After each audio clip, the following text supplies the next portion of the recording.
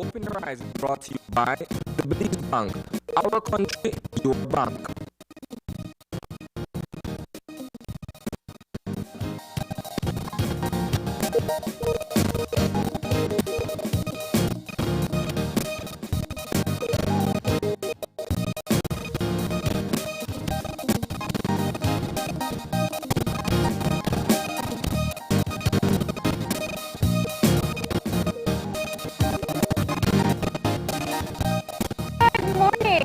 Welcome to Open Your Eyes. Start your morning right.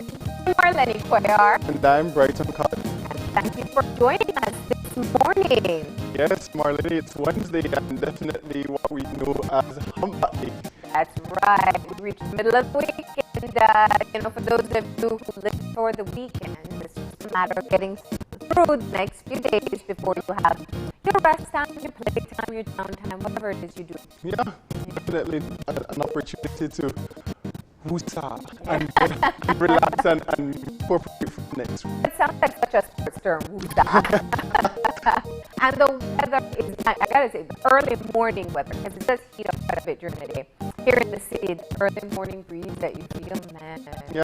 It feels like you should be out on the beach. Yeah, definitely for those who get up early to go and walk. It's a beautiful thing seeing the sunrise in the morning. I know what you did there, that disassociation of those people who get up early.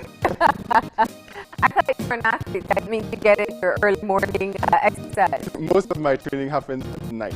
Okay, good. Yeah. And I don't feel so guilty that we're taking you away from your exercise. Of course, but there's a lot happening in the country, and the biggest news is looking at what's happening with the United Democratic Party. Yeah, certainly. And it has been confirmed actually that Shineborough will be the leader of opposition in the House of Representatives. So that's definitely something that we need to continue to follow up on in our newscast this evening. Yeah. I think this all, I think the action part of it, from petition to the letter to the Governor General, it all happened within a span of a few days, but definitely the murmurs have been ongoing for quite a while. And I said yesterday, the tipping point really was a recent video that was released that showed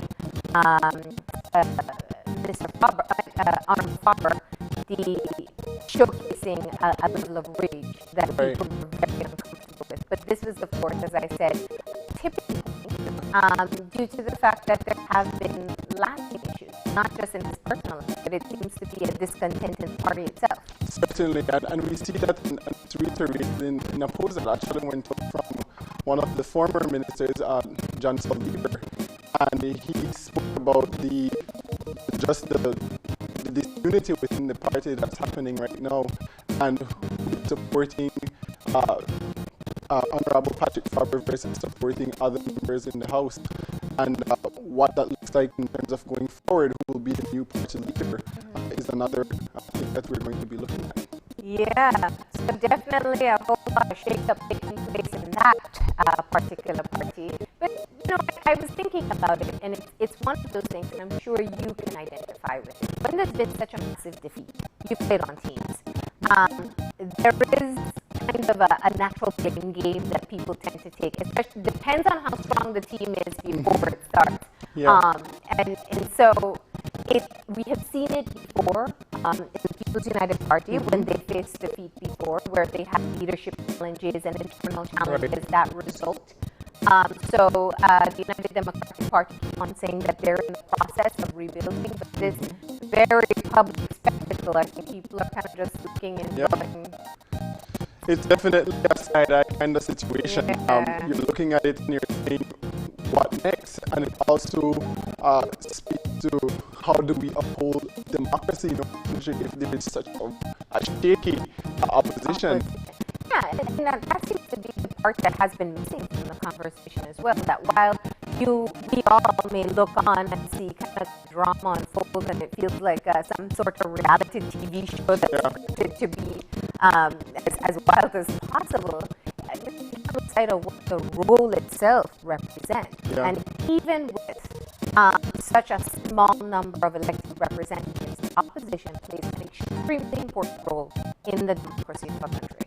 Right, certainly. Yeah. But we'll keep on watching. and we'll keep on updating you as we get more information. As I said, we still haven't heard anything directly from Bobber as yet, other than one, Facebook post, but not much else has been communicated to the public or to the media, so we will keep you updated. We're going to get moving into our show for today, and we're going to start off with some motivation. And that means it's time for Eye Opener. Our Eye Opener, take it from dailyom.com. When we view life from a place of lack, that's how we'll experience it. Shift it to gratitude. Watch your world change. We all know what it feels like to want something we don't have. It may be a pair of expensive jeans, a romantic partner, or rent money. It may be a certain attitude, a car, or a skating suit. However, many of us linger in a state of wanting and not having, a state of lack that never seems to subside. We consistently perceive others as not having what we need or not having what we want. This is an energetically draining state to be in. It is also self-perpetuating because how we feel about ourselves determines what we are able to create for ourselves. If you find yourself habitually residing in a feeling of lack, it may be due to a core belief formed in your childhood or even in a past life. Take 10 or 15 minutes each day to quiet your mind and imagine yourself in a state of unlimited abundance, handling the financial demands and others in your life with total ease. Know that it is your birthright to be fully supported in the fulfillment of needs and desires. Yeah. Definitely looking at needs versus wants.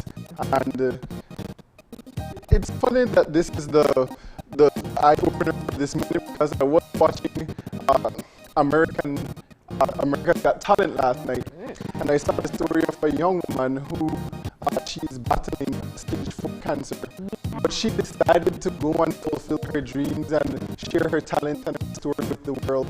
And she said something that's very, very, very important, and I think it's a message that a lot of people could use.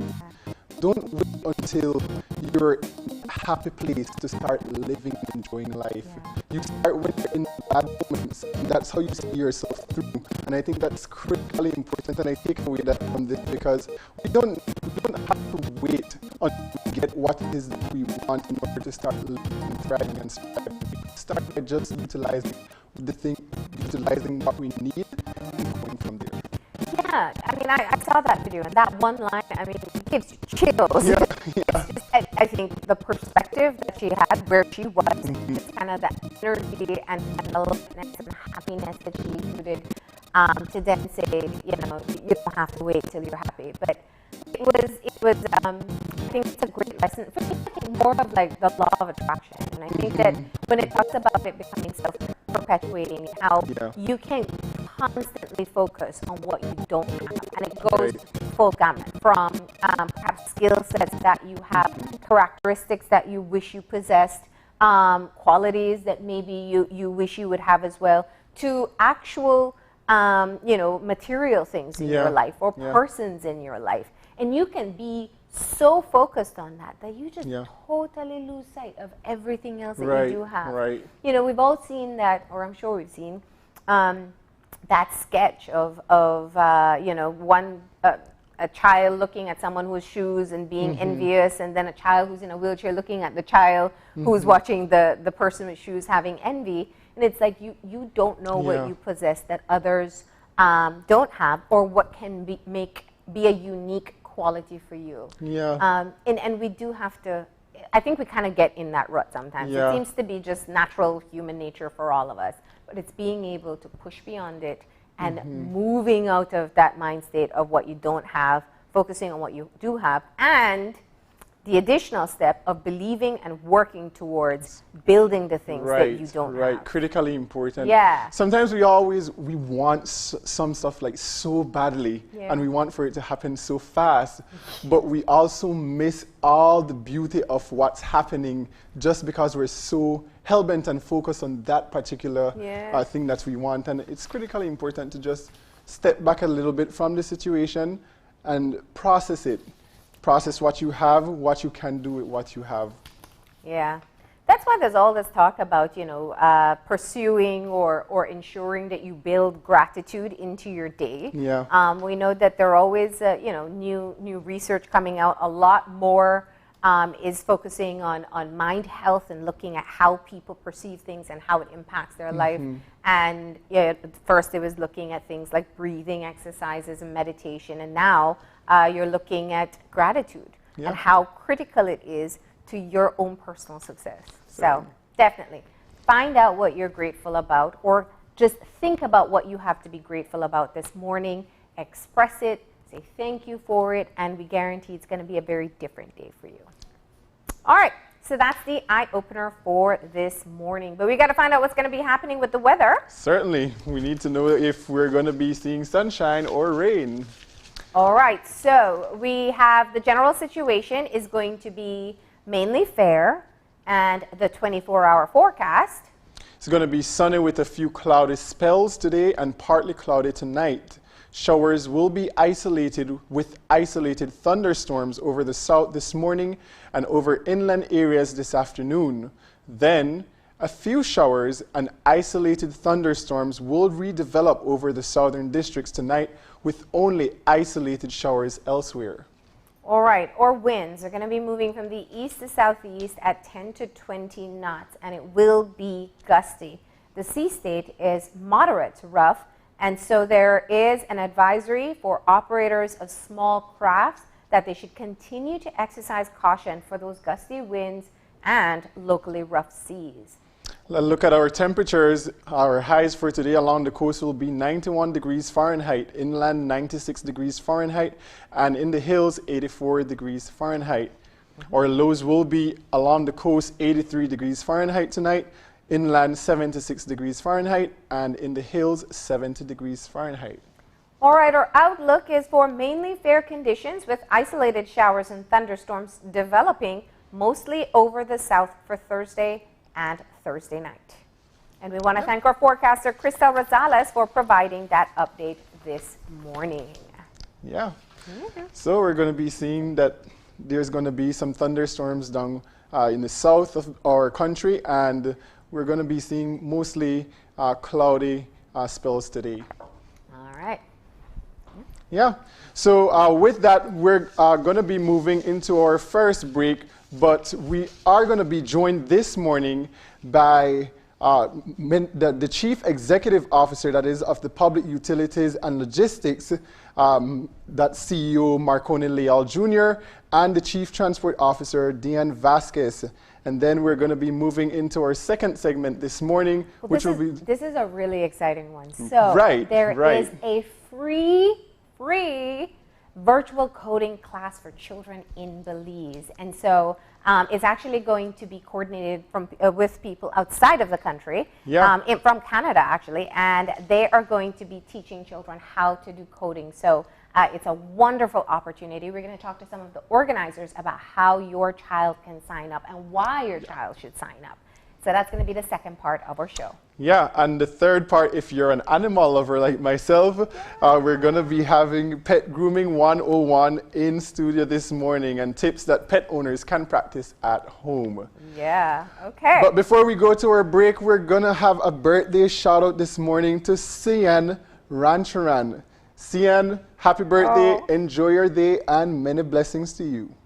All right, so that's what we have in store for you. We're going to go ahead and take that break. When we come back, we're going to get moving into our first conversation, talking about the public transportation system in Belize.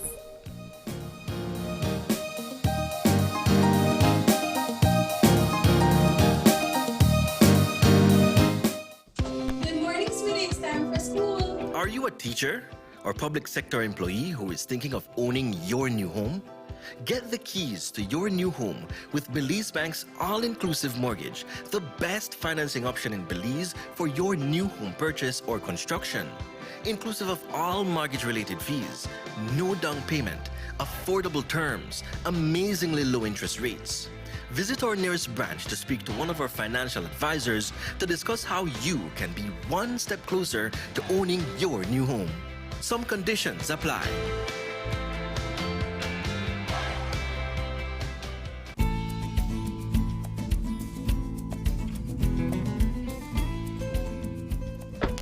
Hola, Tony. Hey, Kevin, ¿qué onda? ¿Qué pasa? Nada, le vine a buscar porque necesito comprar más mercancías de vasos y platos desechables para mi tienda de comestible. Me estoy quedando sin esas cosas. No, hombre, fíjate que desde el 15 de abril no puedo importar nada de eso. Y se me acaba de terminar todo lo que tenía hace como 3 semanas. Oye, pero nunca has estado sin esas cosas. ¿Qué está pasando? Mira esto. Esa es la nueva ley que prohíbe todo el uso de plásticos no reutilizables. Esos son vasos, platos, cucharas, tenedores, todo eso. Desde 15 de abril de este año no he podido importar nada de eso. A partir del 15 de enero del 2021 nadie puede fabricarlo. 15 de abril 2021 nadie lo puede vender. Y a partir del 14 de julio del 2021 si alguien te agarra con eso, te multan. Híjole, no sabía eso. Necesito cambiar algunas cosas. Les diré a mis clientes por qué esas cosas ya no están disponibles. Gracias, Antonio. Así es, cuídate.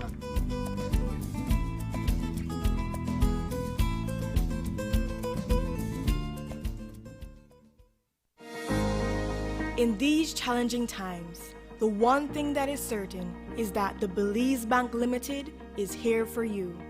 There is nothing more important than your health and safety, and we continue to make every effort to make banking safer for you. Our staff is working around the clock to make sure you can do your banking conveniently 24/7 using our mobile banking app and online banking and keeping ATMs up and running. We value your relationship with us and are here to provide the support you need. First responders are also out there 24/7. Thank you, healthcare workers, security forces, firefighters, caregivers. You are all appreciated. Stay safe. We will get through this together. The Belize Bank, our country, your bank. Working off-site doesn't mean you have to be off your game. Studies have shown that simply adding a keyboard and mouse to your laptop increases productivity by 26%. Add a monitor, and you'll be 35% more productive. At Fulltech Systems, we have what you need to enhance your remote work or e-learning experience. With devices such as headsets, video conferencing monitors, webcams, keyboards, mice, docking stations, all with the brands you trust. Keep connected with collaboration tools like Microsoft 365 Suite and Kaspersky and perform efficiently no matter where you are. Fulltech Systems, your technology center, where you'll come for the price, but stay for the service.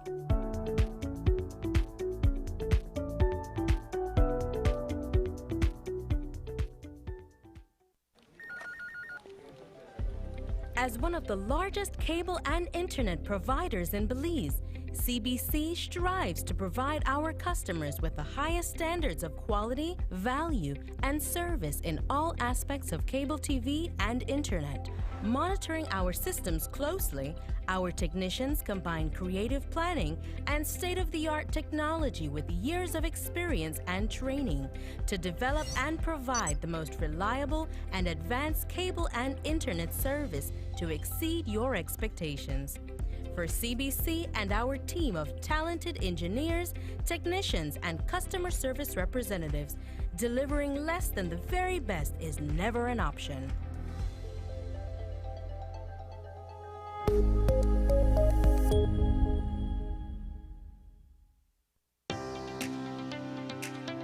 Since its launch, over 900 students have successfully completed the Social Security Scholarship Program. I am Fatima Che, co-founder of Eltridges and Associates and owner of Fatima Arche Group of Consultancy Services. In 2009, I graduated from the University of Belize with a bachelor's degree in accounting, and I'm very grateful that Social Security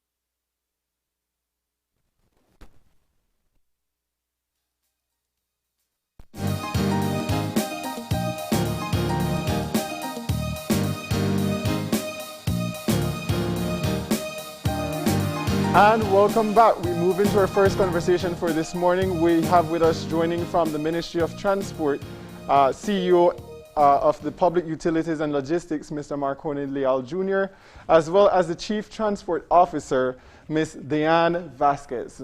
Good morning and thank you for joining us. Thank you. Good morning and thank you for inviting us. Yeah. So I want to start off by first clearing the waters. It's a topic of great controversy, and I want to be able to allow you the opportunity to clear the waters before we move into discussions about some of the future plans and mission and vision for the ministry. Ms. Diane Vasquez, you have been at the center of criticism and controversy across discussion spaces based on your requisite background. How have you been navigating the position thus far, and what do you see as your personal vision to transform the transportation system?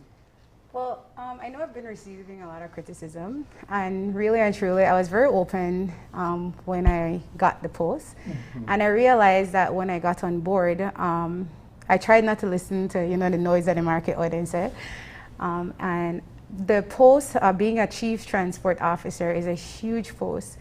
And really and truly, one of the core things that you need as a Chief Transport Officer, in my personal opinion, is strategy, being a visionary, learning to look at things from the outside and looking at structures and looking at what's missing and how can we fix it. And basically that's what we've been doing and what I've been doing along with my team since I've come on board.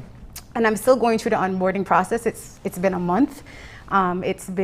We've had challenges, but I'm learning as I go along, and I think that I'm navigating pretty well. And I have a solid team to back me up, so I'm very confident as I move forward within the ministry.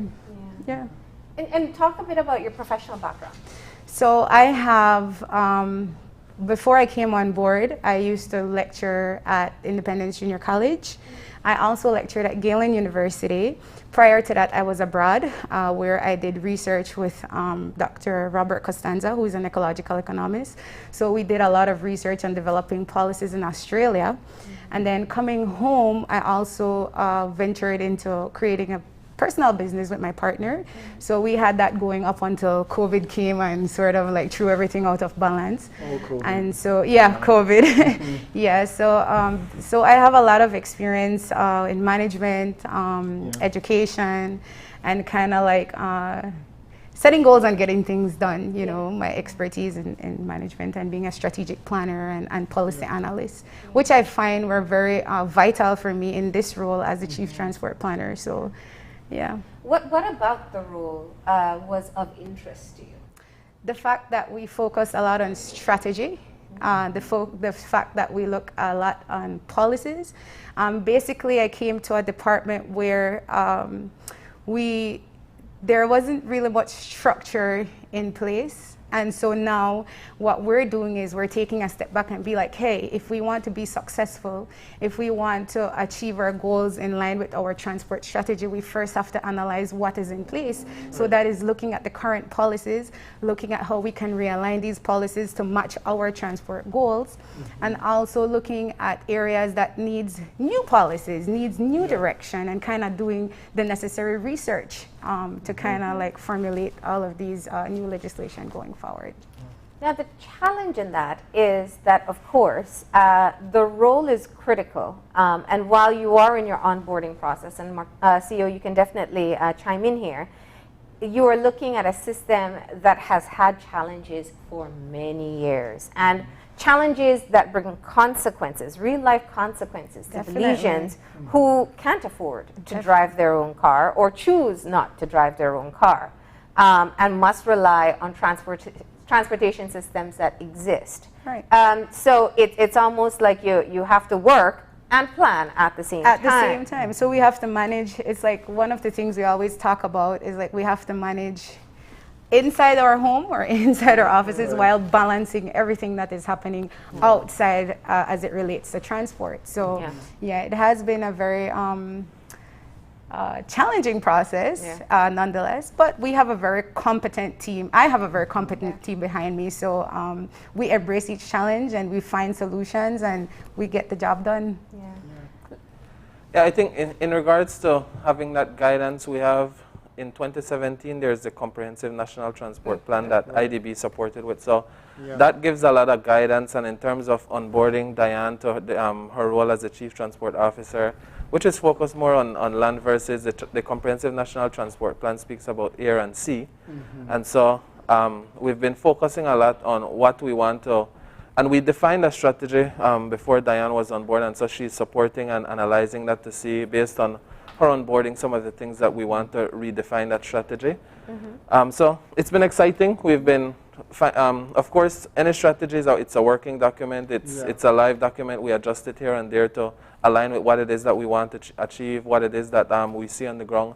And so we've been doing that, and a part of the Comprehensive National Transport Plan in 2017, there's a second to that where IDB is supporting us with a public transportation reform project. And so that is the key focus of one of the core things that we're focusing right now, where there's three main components to that, which one Diane mentioned in terms of legislation. The legislation and they're really old. There's so many amendments, and so to get that up to date is going to be core in the coming months. One of the things that IDB supported the Department of Transport with is building internal capacity. So we have 2 internal consultants who are both Belizeans, and they are supporting us with leading this project, driving this project, because as we bring on consultants, then we need, in addition to managing the day-to-day operations, we want to focus on these projects. We want to look at innovation and different things that we're doing. So we now have internal transport planner. We have a procurement and administrative officer, which are the 2 consultants. And they will be supporting us with 3 components, being the legislative review. There's an entire, from a public transportation standpoint, there's the routing and scheduling, which is something that needs significant assistance. Well, let's stick a pin there so we can dive into some of what you're saying. One, an efficient public transportation system is a key marker in a developed country, and we have struggled to really get it organized for many different reasons. Some of it is political play often that gets involved. You have the licensing, you have the scheduling, you have the routing, you have the enforcement. You also have the gaps and overlaps between municipalities and also just the overall transport department. So let's talk about how you prioritize these issues and how you envision that we may actually be able to get a more efficient system than what we currently have. So I'm glad you mentioned that in terms of the cross with the municipalities and how we manage it. Coincidentally, today we have the launch of what we call BMVRALS, which is the digitization of a lot of the processes within the Department of Transport. And that is in support with Taiwan and ICDF. So that launches in Orange Walk today. The Prime Minister is going to be there, the Minister of E-Governance. When we came on board, the project was 3 years in. Well, 3 years and a half, because it finishes in June. And so one of the things that we focused on was throwing additional resources on the project. There was a lot of things that needed to be developed. There was a lot of things that needed to be tested to ensure that we maximize what we wanted to achieve within that project. So now we have a platform, a digital platform, that gives us visibility into a lot of the things that we didn't have before, in terms of driver's license, in terms of motor vehicle. So if I tell you right now, around for 2019, how much do we have in the country? So much of these things were on paper everywhere at the Department of Transport, at municipalities, and we had no visibility. We now have that in place, and we could now make better decisions as we go forward, because a lot of these processes have been digitized. So basically we have, it's a comprehensive or a central platform where all the traffic data in regards to licensing and registration will be compiled. And so this will help us increase visibility, like you said, and accountability within the department. So we're moving away from antiquated ways of documenting like licensing and registration, and we're going digital basically, and this is one of our way of increasing efficiency within the department. So hopefully with the launch of BMVRALS, we'll get to reduce a lot of the challenges that we've had in regards to like discrepancies with licensing and discrepancies with registration. So with this system now, we will have a clear idea of what's going on, and we'll actually have data that could help inform us as we go along modifying policies or seeing where our shortcomings are. Will this, sorry, just one more question on this. Will this particular ministry in this era address the issue of the worn out buses that are imported to be used for public transportation in this country. These buses can't even be used in the countries that they're bought from. And we use them and we know there's an environmental impact, there's a safety issue, and it's extremely inefficient. Bus owners have their say about cost and import cost and how much they make from actual runs, but at some point the decision has to be made.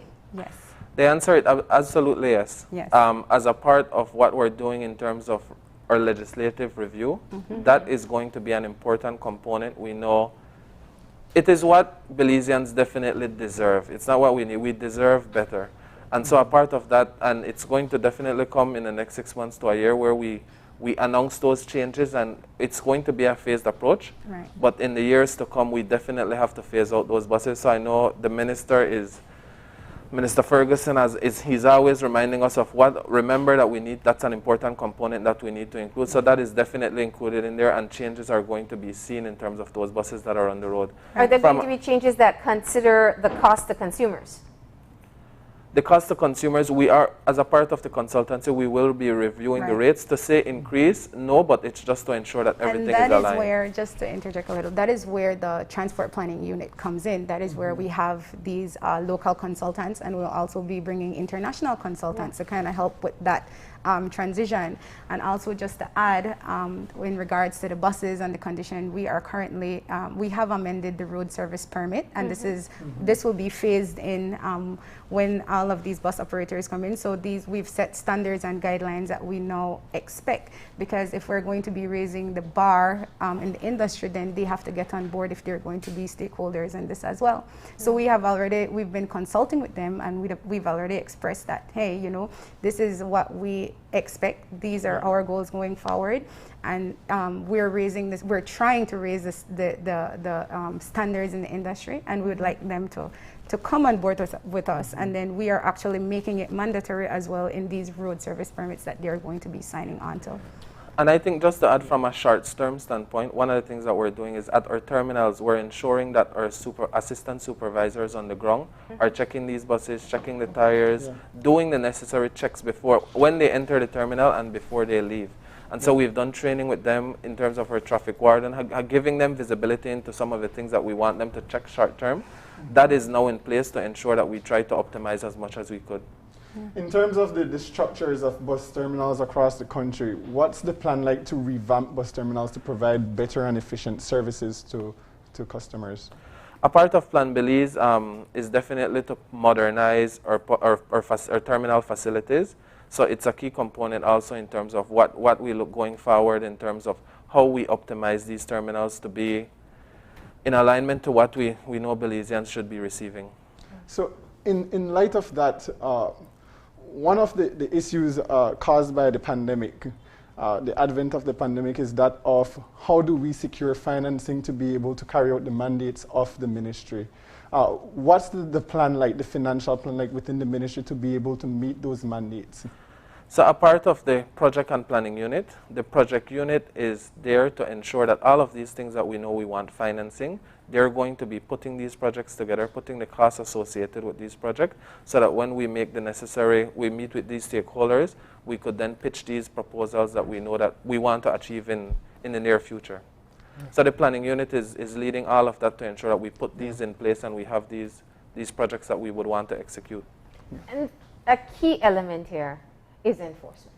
And you know, when we talk short term, there has to be a resolution to an ongoing issue. Our reporter Paul Lopez documented in detail the challenges, especially for people who are traveling on the Philip Golson Highway going towards Ladyville and beyond, something that anyone who lived in Belize City already may know. Yes. So the issue is, one, where we see buses racing, buses not sticking to schedule, the aggressive nature of trying to get passengers, and we've all kind of just accepted it that that's what it is. But what it shows is a lack of enforcement. What's being done now to address this situation? Well, actually, sorry, it's not really a lack of enforcement. I think the root cause of that based on, we conducted a study. Okay. We were doing preliminary studies with the Transport Planning Unit looking at how we can improve scheduling and routing. And so it just so happens that when the conflict escalated in the Ladyville area, we ended up focusing in that particular area, and we sent out some of our staff out there to do studies. So they were collecting data, stopping the buses, counting the passengers, and what we found based on our data and analysis is that the market was too saturated, and that was the core cause of the conflict. There were too many road service permits, over like 200 runs in a short area. So there was no thought that was placed in schedules, in timing. So RSPs were basically just issued without really much thought or consideration given to proper scheduling and looking at conflicting times. And that is basically why that conflict, I think, escalated to where it was, because there was no proper thought or planning. So then with our data that we collected, we essentially brought all of these operators together, and we revised their scheduling based on our own research, and we basically cut out 60% of one of the operators' runs. And so now we're hoping that with the revised scheduling and the routings that we dialogued and discussed with them, and we all came in agreement, we're hoping that this will ease that problem with the racing, with the fighting, with the aggressive driving, because now there will be... So they're no longer competing runs? Exactly. And that is what we did. If they stick to schedule. If they stick to schedule, but now they will be... That's where the enforcement comes exactly. in. So now it's like we already had these consultations, we already dialogued, we already went over in details all of the data, and we showed them where the problem was. We even explained to them off-peak and on-peak time, like there was no time, no thought placed in that. So we did all of that with them, and so we kind of revised the entire scheduling and made amendments to their RSPs. So now we're like, okay, we already did this, we've consulted, and so moving forward, there shouldn't be this conflict and aggressive driving. So you got buy-in from the bus operators? Yes, they had to. We had to consult them. Okay. Interestingly, when we showed them the data and showed them that some of your buses, because we did a checkpoint at Halova Bridge, and if your bus is coming down with 3 and 5 and 6, 3 buses behind it, none of you are nobody's making money. For you to at least break even, you would have had to have 10 to 15 passengers in that bus. And so when we showed them the data and the rationale behind the changes that we were going to make, they basically accepted it, and we were happy that it was a really good meeting where they understood that the permits that you now have, and some of these permits are expiring in the next 6 months or the next 2 years, we are going to revise it effective today because we need to see the change, and Belizeans expect better. There is no reason why we should have 3 buses coming one behind the other, a bus waiting for the other. Some of the conflicts that you're seeing on social media, and so... And the racing especially, because it's so dangerous for other drivers. Definitely. The safety concerns that come up as well. But what about... Listen, we the best plans, the consultations, these are all great. But you know, when you have consumers, you have users, they're already, we are used to standing and just flagging who comes next. And we are used to stopping when we want to stop. We're used to buses waiting until there's a certain amount of people. Sometimes the passengers also need some convincing for change as well. How do you tackle that part? Well, there's definitely going to be an education around how we manage this going forward, and a key aspect of it from the passenger standpoint is there's a certain level to where we can go from an enforcement standpoint. But what we want to do going forward is to empower customers. So right now we're working on short codes where you'll be able to call us. We're working on a WhatsApp number that you'll be able to WhatsApp us video, because we want to ensure that enforcement is there. And passengers can support us with it.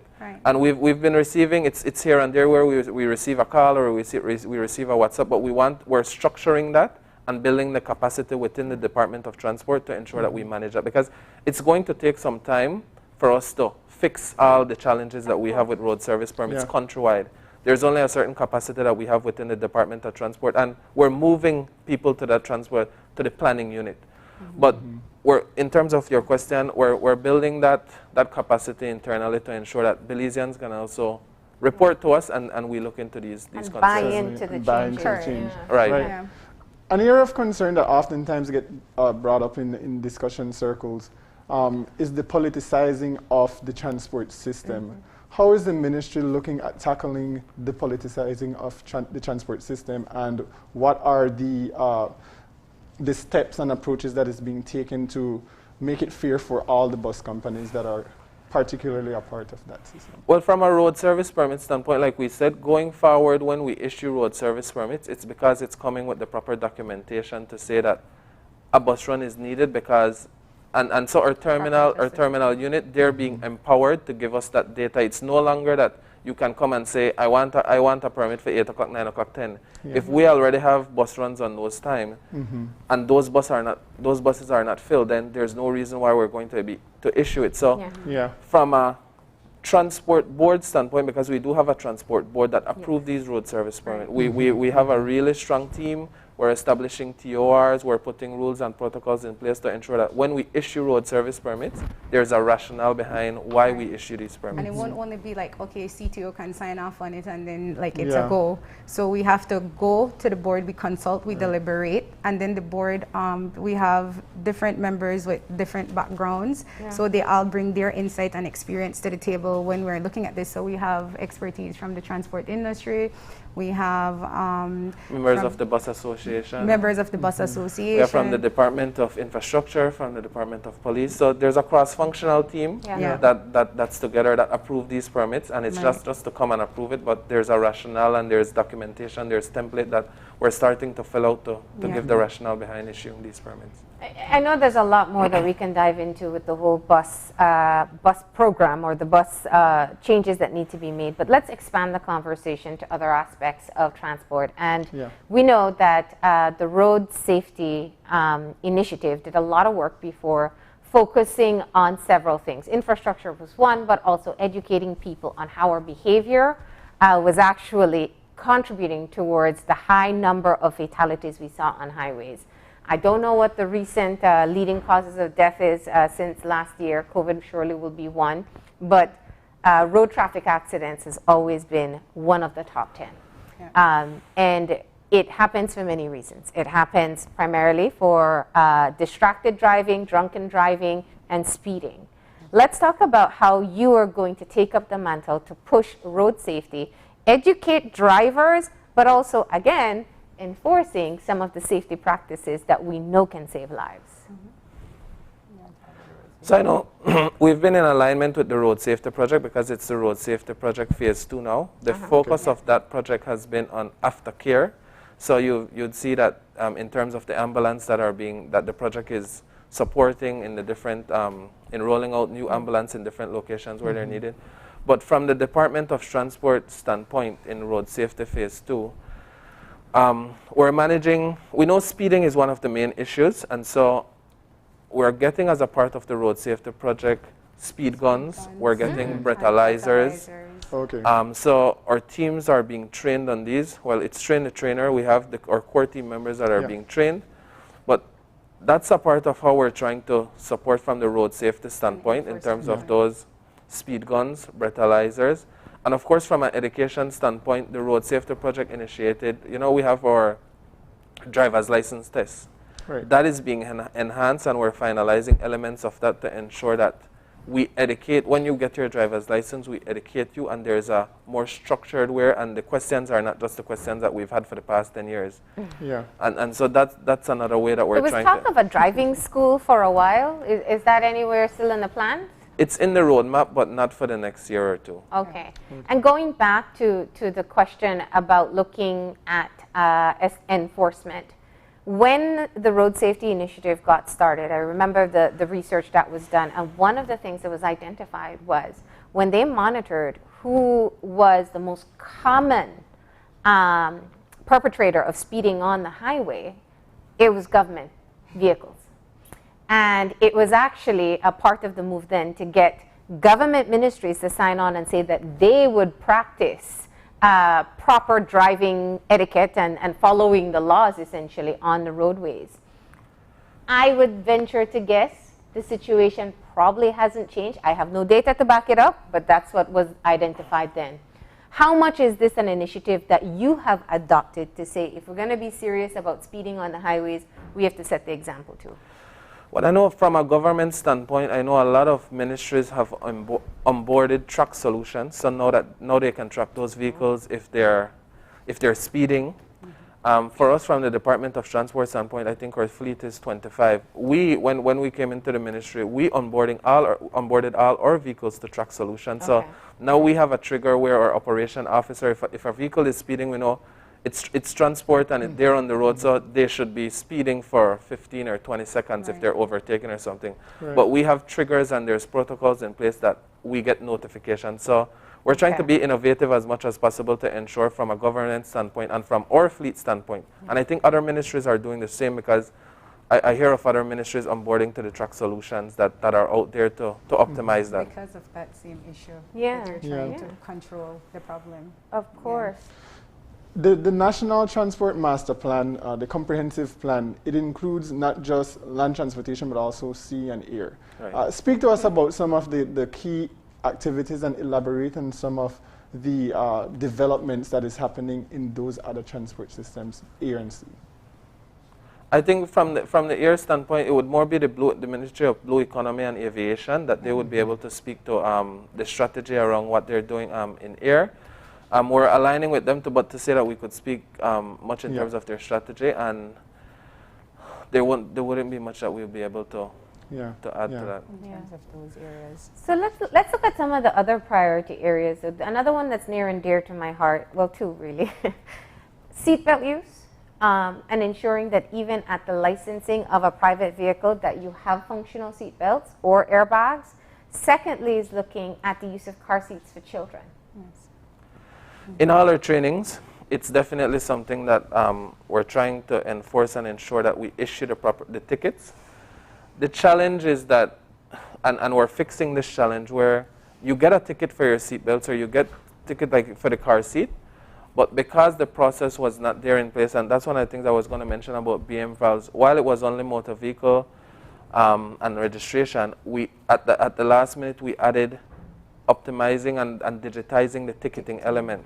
So we're finalizing an app right now where instead of a traffic warden having to write that ticket out, take 10 minutes to write that ticket to you, then have to go in and input it in a system, and there's no trigger there to remind you about ticketing and ensure that it follows the proper process.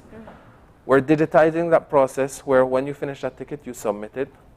We're trying to put into place where you're triggered with notification and you're there to pay that ticket. And then with BMVALs, when you go to register your vehicle or license your vehicle on an annual basis, it will tell you there that you have 2 tickets. Because everything was manual, you wouldn't have that visibility before. So I think when we start to enforce what we're trying to apply on the road, people will realize I need to start to wear my seatbelt, because when I go to register, when I go to license again, they're going to pull up that I have 3 tickets there. So these infractions will be recorded and using BMVALs. That is why we're pretty excited about this platform and being able to collect data and record these type of incidences, because now, because enforcement has always been an issue, now it is our hope that with BMVALs we're able to document all of these infractions and hold people accountable and charge them and let them understand that, hey, we're serious about these changes, you know. And so hopefully with this new system in place, we will see a lot of these safety protocols being adhered to. It will also generate a lot of revenues. Yeah. One of the things I was surprised about is does it have enough checks and balances? Because we know sometimes tickets disappear. We're putting in place the checks and balances to ensure that we can. One of the reports that I was surprised about when we came into office was only 27% of tickets were being collected. Because of such a manual process and not the necessary triggers and the follow-up, the collection was so low. So that's one of the things that we're focusing on. We're doing more into the detailed reporting to understand what happens and trying to optimize it, because there's a lot of revenue opportunity there for us as a revenue generating ministry also. And strengthening enforcement within the department, we even have a prosecution officer that we have on board to follow up with these cases. So these are all steps that we've taken to improve from an enforcement standpoint how DOT proceeds, moves forward. What has the relationship been like working with the Ministry of Youth, Sports and E-Governance in being able to digitize the system? We've been aligning with them because the next element of the BMVALs project is that there's another 1-year element of the project where we add additional features, we enhance the system. So we've been aligning with them to ensure that they take over that aspect, they lead this project, they support us with that guidance, with that development, with testing, with documenting the process, with onboarding our IT personnel to ensure that we have that, the proper SLA. If something is done, we get the support. So e-governance, we're aligning with them to ensure that that system is optimized and it's humming and running. It's a catch-22 because I think everyone will agree that we do want a better developed transport system. We do want to ensure that there's more safety on the road, but I want everybody else to do it. I don't want to change what I'm used to and I'm comfortable with. And so you're really looking at, while you may put in measures that some people may see punitive or see it as accountability, others will resist because there's just a behavior pattern that we're accustomed to. So my question is, from your point of view, how do you tackle the behavior change component? I think the best way to tackle that is just through sensitization, so educational campaigns, reaching out to the public and kind of like relaying the importance of upholding all of these safety regulations that we have in place. So the only way I believe to change mindset is by teaching. You know, you have to teach, you have to explain why this is important, as simple as it may sound, why putting on your seatbelt or why a car seat is important, and showing them. So it's just through educational campaigns and sensitization. I believe that is our best foot forward at this time, and then kind of like evolving as we move along. Of the changes you have proposed so far, which one is getting the biggest pushback? I would say the changes that we're starting to implement in terms of the road service permit. Yes. Bus operators have been accustomed to so many of the habits that they've had. And so there's a lot of pushback in terms of that bus tire needs to change. Or where is your permit when you're passing a checkpoint, because some bus operators want to be running without a road service permit, or it hasn't been renewed. And so I think that's one of the pushback. But we get a lot of bus operators that are excited about the changes that we've spoke to them about, changes that are coming. But we do have some that they're very resistant because they've been accustomed to the habit and not having that. Things have always been done. Are they supposed to run on holidays? Because that's also something I know that businesses complain about all the time. If you have a worker or an employee who is traveling from another district, they can't travel because there's no bus. There's a holiday schedule, so it's different, and we're still because of only 2 holidays I think we've passed. We're still finalizing and adjusting that schedule. So our terminal management team is trained. We have new templates, and we're still finalizing that to see how we optimize it and ensure that we have a proper schedule during holidays. Now, COVID has changed the ability for bus companies to be able to take on specific bus routes a full capacity, a bus that's full to capacity. How has that regulation and that change been enforced and consistently managed throughout the pandemic? It's been enforced at the terminal, so whenever a bus leaves our terminal, they have to leave with the 75% capacity based on the SI. And so other than that and the checkpoints that we do have, and well, not only the checkpoints that transport have, so we also have the police, they do the necessary checks to ensure that we manage that capacity. Of course, no bus operator will call you and tell you, my bus is at 100% capacity, or I had to leave 20%. It's the last bus. The excuse is always, it was the last bus to Hattieville, or it was the last bus to Belmopan. And instead of passenger will say, agree with not getting on the bus when they see seats available. Right, and so that's some of the training that we've been training our terminal unit to tell us, if that bus had to go with 20 additional people, it means we need to put an additional bus on that road. And so those are some of the visibility and the insight we're now getting at the transport planning unit, and we could make adjustments to, let's give an additional permit there. What's the conversation with the Ministry of Health right now? Because I know that people still complain about overcrowding in buses or perhaps not adequate mass usage. It's been reduced significantly, so there hasn't been much communication. But when they do get complaints, they communicate that to us, and we try to address it as quick as possible with the bus operators. Let's tackle the other big issue, and I'm sure you have to work closely with Home Affairs and even Ministry of Health. When we talk about people who are consuming alcohol and driving, in other parts of the world, what is it? You have 2 drinks and you can't drive after even a glass of wine. Like 1 glass of wine, you can't drive. You are considered, under the influence. Under the influence. Thank you. Let's talk about what we're going to do in Belize. in monitoring, enforcing, but also the legislation has been weak. Right. So a part of the public transport, like I mentioned, the legislative review is going to include that element. So that will be updated to ensure that we fix the loopholes. We started with the breathalyzers as a part of the road safety project. Of course, when we roll that out, we know we're going to have to roll it out also to police officers. So this is the first phase of onboarding breathalyzers. But the next phase is that we ramp it up in terms of ensuring that everybody have those breathalyzers so that people can be held accountable. And we could do the necessary tests. And like you said, the legislation supports it in terms of the steps and the process. But part of the data, part of the challenge is the data. So a lot of assumptions are made that people were drunk or under the influence when they crashed or when there was a hit and run, but very little information or data is gathered after an accident takes place. So we can then say definitively at the end of 2021, 90% or 80% of accidents did have someone involved who was under the influence. Are we going to be looking at gathering this type of data? Because while we can say it anecdotally, as you pointed out in your own in consultations with the bus operators, when we have the numbers, it makes a difference. Yes. How do we gather it, and how do we move towards gathering it? Well, we're going to have to, we're aligning with the ministry.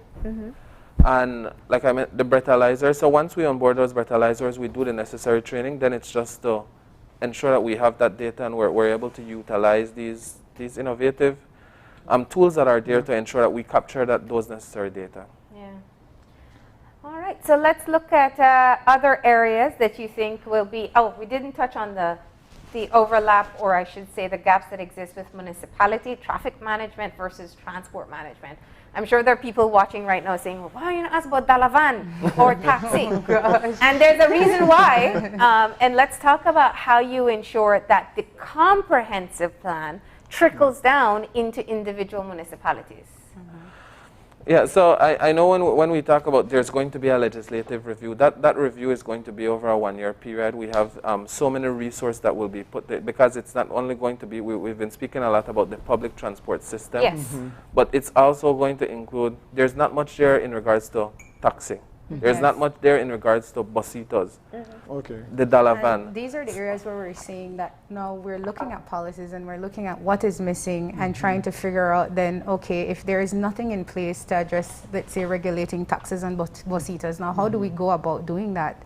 You know, how do we charter into this territory where we don't really have a structure in place? And so that is where, with our planning team, we come up with strategies to see, okay, how can we fix this? How can we approach this? What can we do? What are the necessary steps?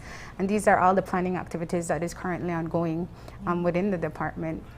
And the truth is, in the Caribbean, you see that there's different countries that have recently revised their legislation. So there's examples out there that we're going to review. We're going to use best practices. We're going to, it's really going to fall into place. And I'm glad you mentioned it, because there's a lot of elements that we have to capture. And we have our work cut out, but we're excited about the changes that we're going to make in the transport system. All of these initiatives and all of these projects, they have a time period.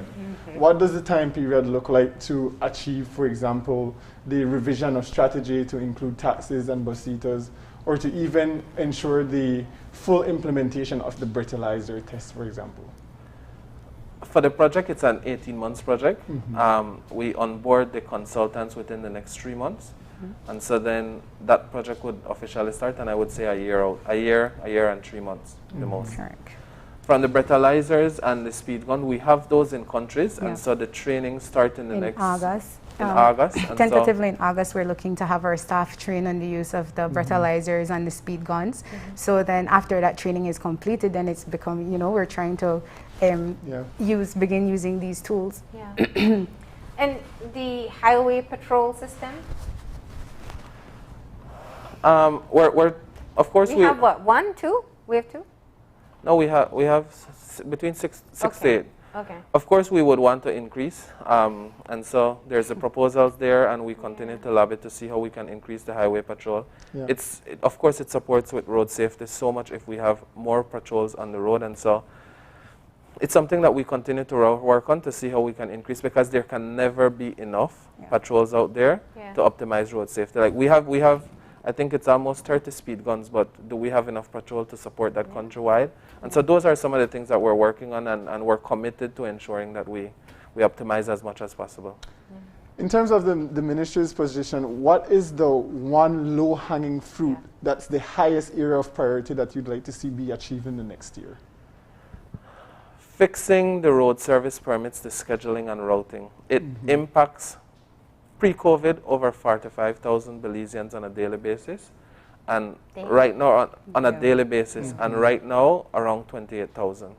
Wow. Road service permits need to be adjusted. We need to get a proper scheduling. We need to do the necessary study. We need to have the innovative tools to, at the transport planning unit, have that data to be able to manage these things. If buses are leaving Palote full, how do we see that and adjust these permits versus waiting 2 years to adjust a permit that needs to be adjusted? When school starts in September, we can't have buses leaving Palote rampack straight down the middle with children standing on buses. And that's one of the things that we're telling operators. We will hold you accountable going forward if you don't communicate to us. But of course, they want to generate additional revenues. And that's why we're supporting them and telling them, there are these off-peak runs where you don't have to be running. Let's manage that better, so during the peak hours we could manage that. I think that's one of the low-hanging fruits that will optimize a lot. And from your point of view? It's the same. I feel like, because going back to the same conflict in the Ladyville, that is the core reason why we have conflict, that conflict escalating to that point, because then we need to adjust the scheduling, we need to look at these routes. And just to add to what he said, that study that we did in Ladyville in terms of collecting data, that will be replicated countrywide, because the Ladyville conflict is just one example of what we're dealing with across the board. So we have problems down south, we have problems in the west. So then that study will be replicated and data will be collected, and that is in order for us to improve these gray areas. I think you highlighted a big one also in terms of the terminals. From a COVID standpoint, we know that we need additional spacing in the terminals, so we're looking at how we manage all those booths that are in the terminals. We're looking at how we have a terms of reference right now out on ticketing system, because the ticketing system is also manual. It's managed by each operators. So if you go to terminals during peak hours, it's basically all over the place. People are collecting money and it's not safe. So that's another low-hanging fruit that we prioritize. We sent out a TOR. And we're trying to get a ticketing system that works for everyone, something that is digitized. So that's another one that's a low-hanging fruit that we're working on. And just, you know, to look at other road users, we haven't really talked about other people who make use of roadways. There are the motorcycles, the scooters, the cyclists, and of course you have pedestrians. Let's talk about priority areas there.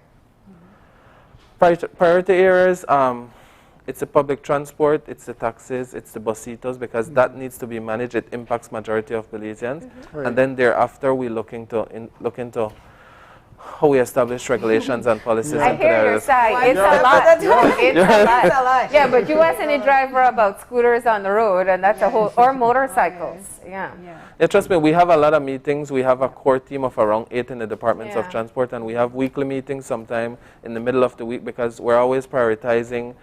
We're trying to give everybody visibility as much as possible, getting consultation, putting together what we know we need to achieve, and as fast as we could.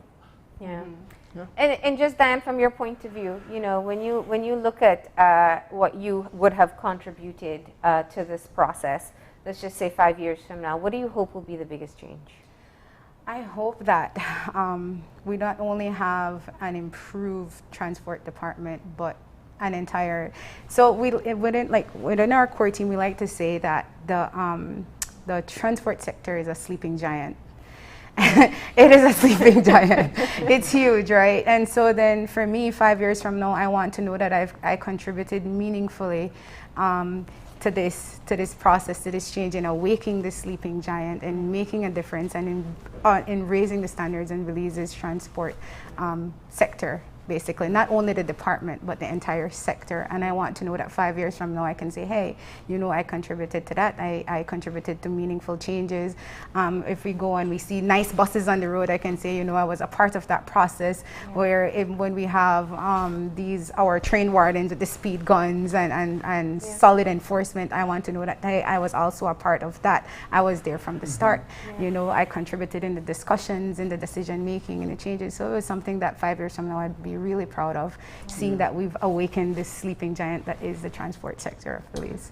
And CEO, any final words you'd like to, any burning points you'd like to get across? I know we haven't touched on public utilities, as that's also. I know, he got away because there's a lot to cover with that. I knew that would happen. I'll be back. Any final points? We're excited about what we're going to do in transport. We have the foundation there. We have a solid team. Yes. So I'm really excited about what we're going to do, and we're looking forward to the support of our stakeholders. To, like we said, there's going to be pushback, but we know that these are changes that we need the support, and it impacts Belizean every day, and road safety is an important aspect of what we're looking at. So. I also want to take this time to basically thank the staff of the transport department for embracing me. You know, since I came on board, collaborating, expressing they're ready to work with me, and so I appreciate that. And I would like to extend a heartfelt thank you to all of them, the terminal staff, the STOs, enforcement unit. I would also like to thank my core team members who report directly to me, our transport planner, Mr. Eric Sanchez, our operations officer, Mr. Peter Williams. They're key individuals that help manage, you know, all of the issues that we face on a daily basis, and they form a part of the core team that we make things happen at transport. Of course, along with the support of everybody else. Right. Yeah. So we thank you for coming in this morning and sharing with us a bit of what's happening at the Ministry of Transport. CEO Marconi Leal Jr. and CTO Ms. Diane Vasquez. Thank you very much for joining us this morning. With that, we're going to move into our first break, and when we come back, we're going to be discussing with an initiative out of Canada that's going to be looking at STEM and how your children could be included in this awesome program. So stay with us. This COVID update was brought to you by Foltech Systems, your technology center, where you'll come for the price, but stay for the service.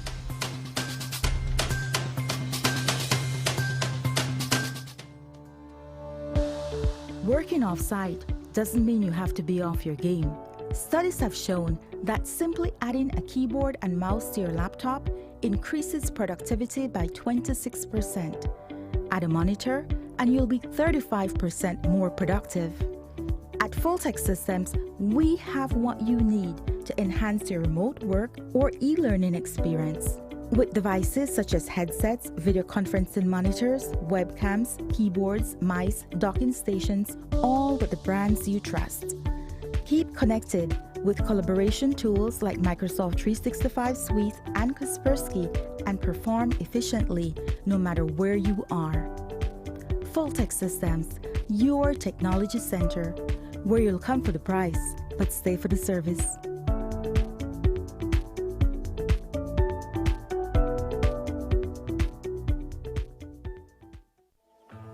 Infinite Health presents Common Sense Herbs, everything your body needs, and are all natural, dairy-free, non-GMO, cruelty-free, gluten-free, and are FDA monitored.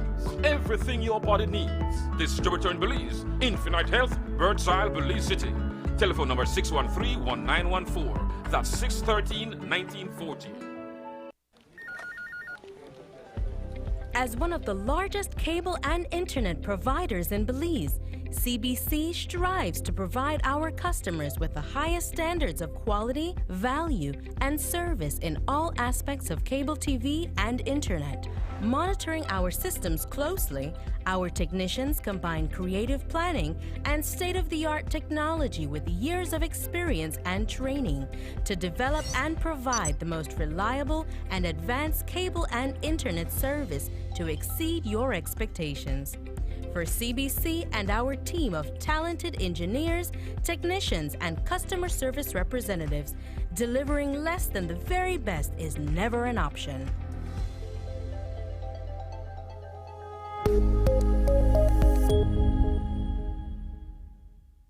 Good morning, sweetie. It's time for school. Are you a teacher or public sector employee who is thinking of owning your new home? Get the keys to your new home with Belize Bank's all-inclusive mortgage, the best financing option in Belize for your new home purchase or construction. Inclusive of all mortgage-related fees, no down payment, affordable terms, amazingly low interest rates. Visit our nearest branch to speak to one of our financial advisors to discuss how you can be one step closer to owning your new home. Some conditions apply.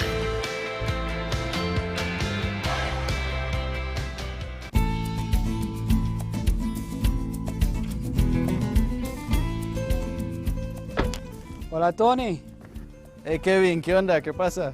Nada, le vine a buscar porque necesito comprar más mercancías de vasos y platos desechables para mi tienda de comestible. Me estoy quedando sin esas cosas. No, hombre, fíjate que desde el 15 de abril no puedo importar nada de eso. Y se me acaba de terminar todo lo que tenía hace como 3 semanas. Oye, pero nunca has estado sin esas cosas. ¿Qué está pasando? Mira esto. Esta es la nueva ley que prohíbe todo el uso de plásticos no reutilizables. Esos son vasos, platos, cucharas, tenedores, todo eso. Desde 15 de abril de este año no he podido importar nada de eso. A partir del 15 de enero del 2021 nadie puede fabricarlo. 15 de abril 2021 nadie lo puede vender. Y a partir del 14 de julio del 2021 si alguien te agarra con eso, te multan. Híjole, no sabía eso. Necesito cambiar algunas cosas. Les diré a mis clientes por qué esas cosas ya no están disponibles. Gracias, Antonio. Así es, cuídate.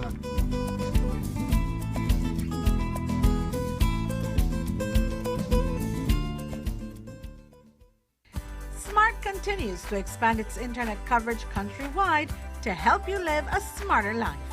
Our villagers are very happy. They are pleased to know that Smart went the extra mile to put a tower in our village so that our villagers can get live stream on their TVs and they can get their kids doing their online classes. I want to say to Smart, thank you for making it possible for us to get internet in Gardenia Village. We really do appreciate it. Smart continues to take the internet and mobile services to communities across Belize. Now save even more when you bundle your Smart broadband with Smart mobile services. Smart, bringing people together. Since its launch, over 900 students have successfully completed the Social Security Scholarship Program. I am Fatima Che, co-founder of Eltridges and Associates and owner of Fatima Arche Group of Consultancy Services. In 2009, I graduated from the University of Belize with a bachelor's degree in accounting. And I'm very grateful that Social Security had given me the opportunity by offering me a scholarship to pursue my career. I am Renata Samuels. I am the Yearport Coordinator for the Department of Youth Services. I received the Social Security Scholarship for high school in 2010. Upon receiving it, I was beyond happy, thankful, and super relieved to know that I relieved my mom from the financial constraint of having to pay for my high school. It actually pushed me to work even harder to know that I am deserving of this scholarship. I implore others, apply for this scholarship. You have nothing to lose and everything to gain, as well as being one step closer to your own dreams. The Social Security Board is committed to providing educational opportunities to persons on a mission to improve their lives and communities.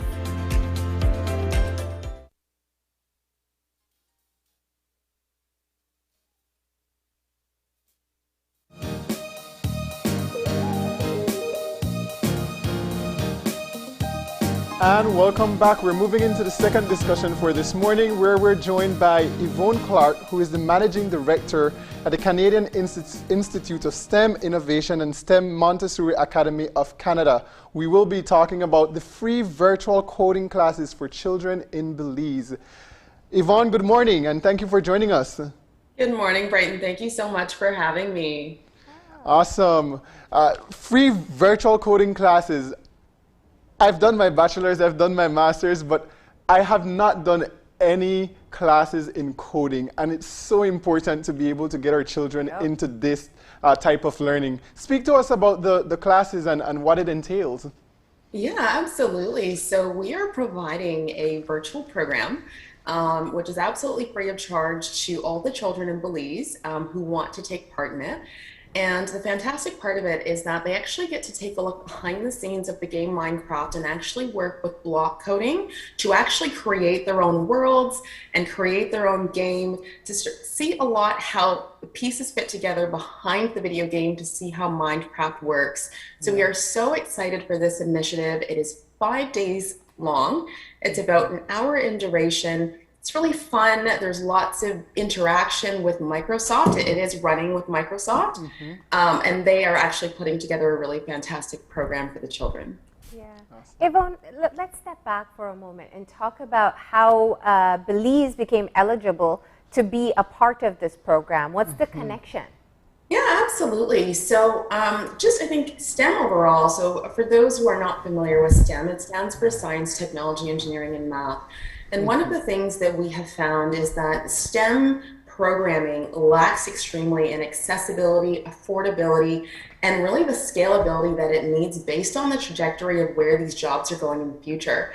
And Statistics Canada actually had reported that over 2.4 million jobs in North America as a whole went unfilled last year in STEM-based fields, just simply because of lack of training and lack of opportunity and accessibility and affordability.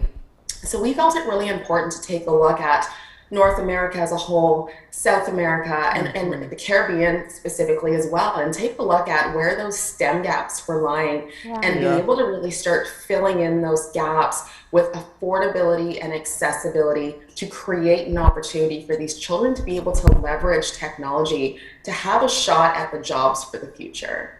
Yeah. And so you opened up the opportunity for 10,000 children. Is that just for the Americas?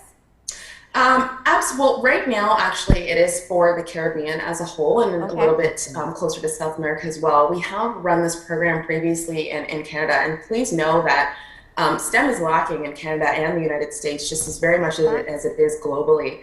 And so we do this in blocks of 10,000 students to really be able to expose them to various different aspects of STEM, specifically in this case coding. So we've been very privileged to partner with Microsoft with a lot of our different initiatives, and specifically to start introducing children at a very young age, and how better to do that than Minecraft, right? To really start taking a look at sort of how coding works, getting into the block-based coding, and then slowly getting into Python. And what we hope is that once they start to understand that Python is the building block of a lot of these video games, machine learning, artificial intelligence, we can then transition them into the actual Python coding classes as well.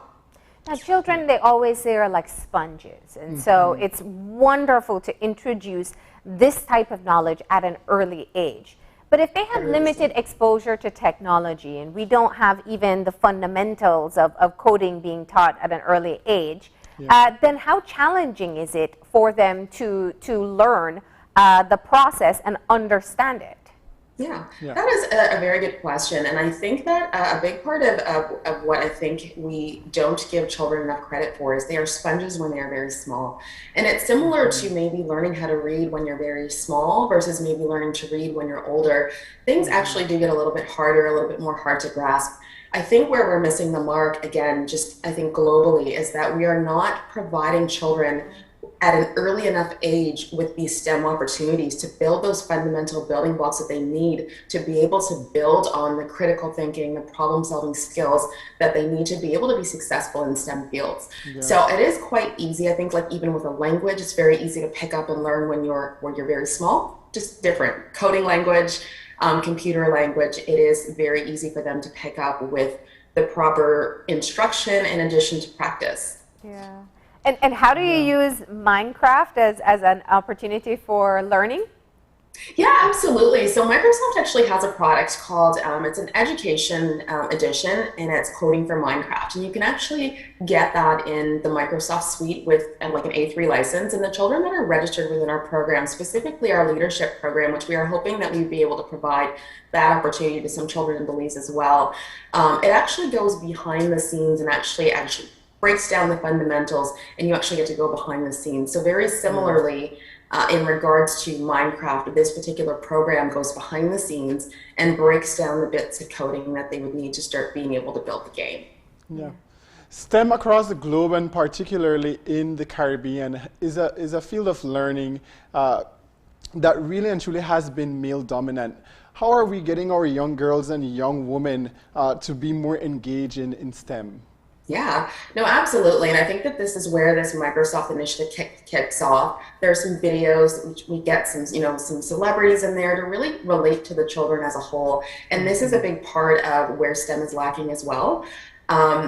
STEM fields are highly underrepresented by visible minorities and females very specifically. Yep. So this is a big part of the reason why I know myself personally have launched this initiative. I was the child, back in the 80s, I guess I'm dating myself, programming Commodore 64s when those computers came out, and I absolutely loved it. At the age of 10, I was doing my binary coding, and as I was able to be lucky enough, not a lot of children within the specific city that I grew up with had that opportunity.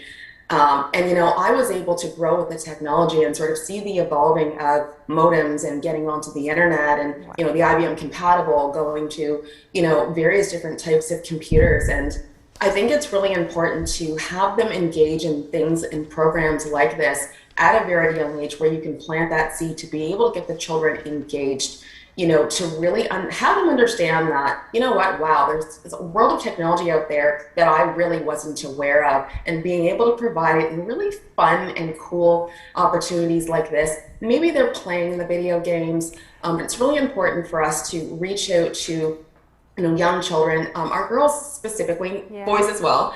But seeing that visible minorities and females are highly underrepresented in STEM fields globally, we really want to be able to involve them in a lot of different social activities.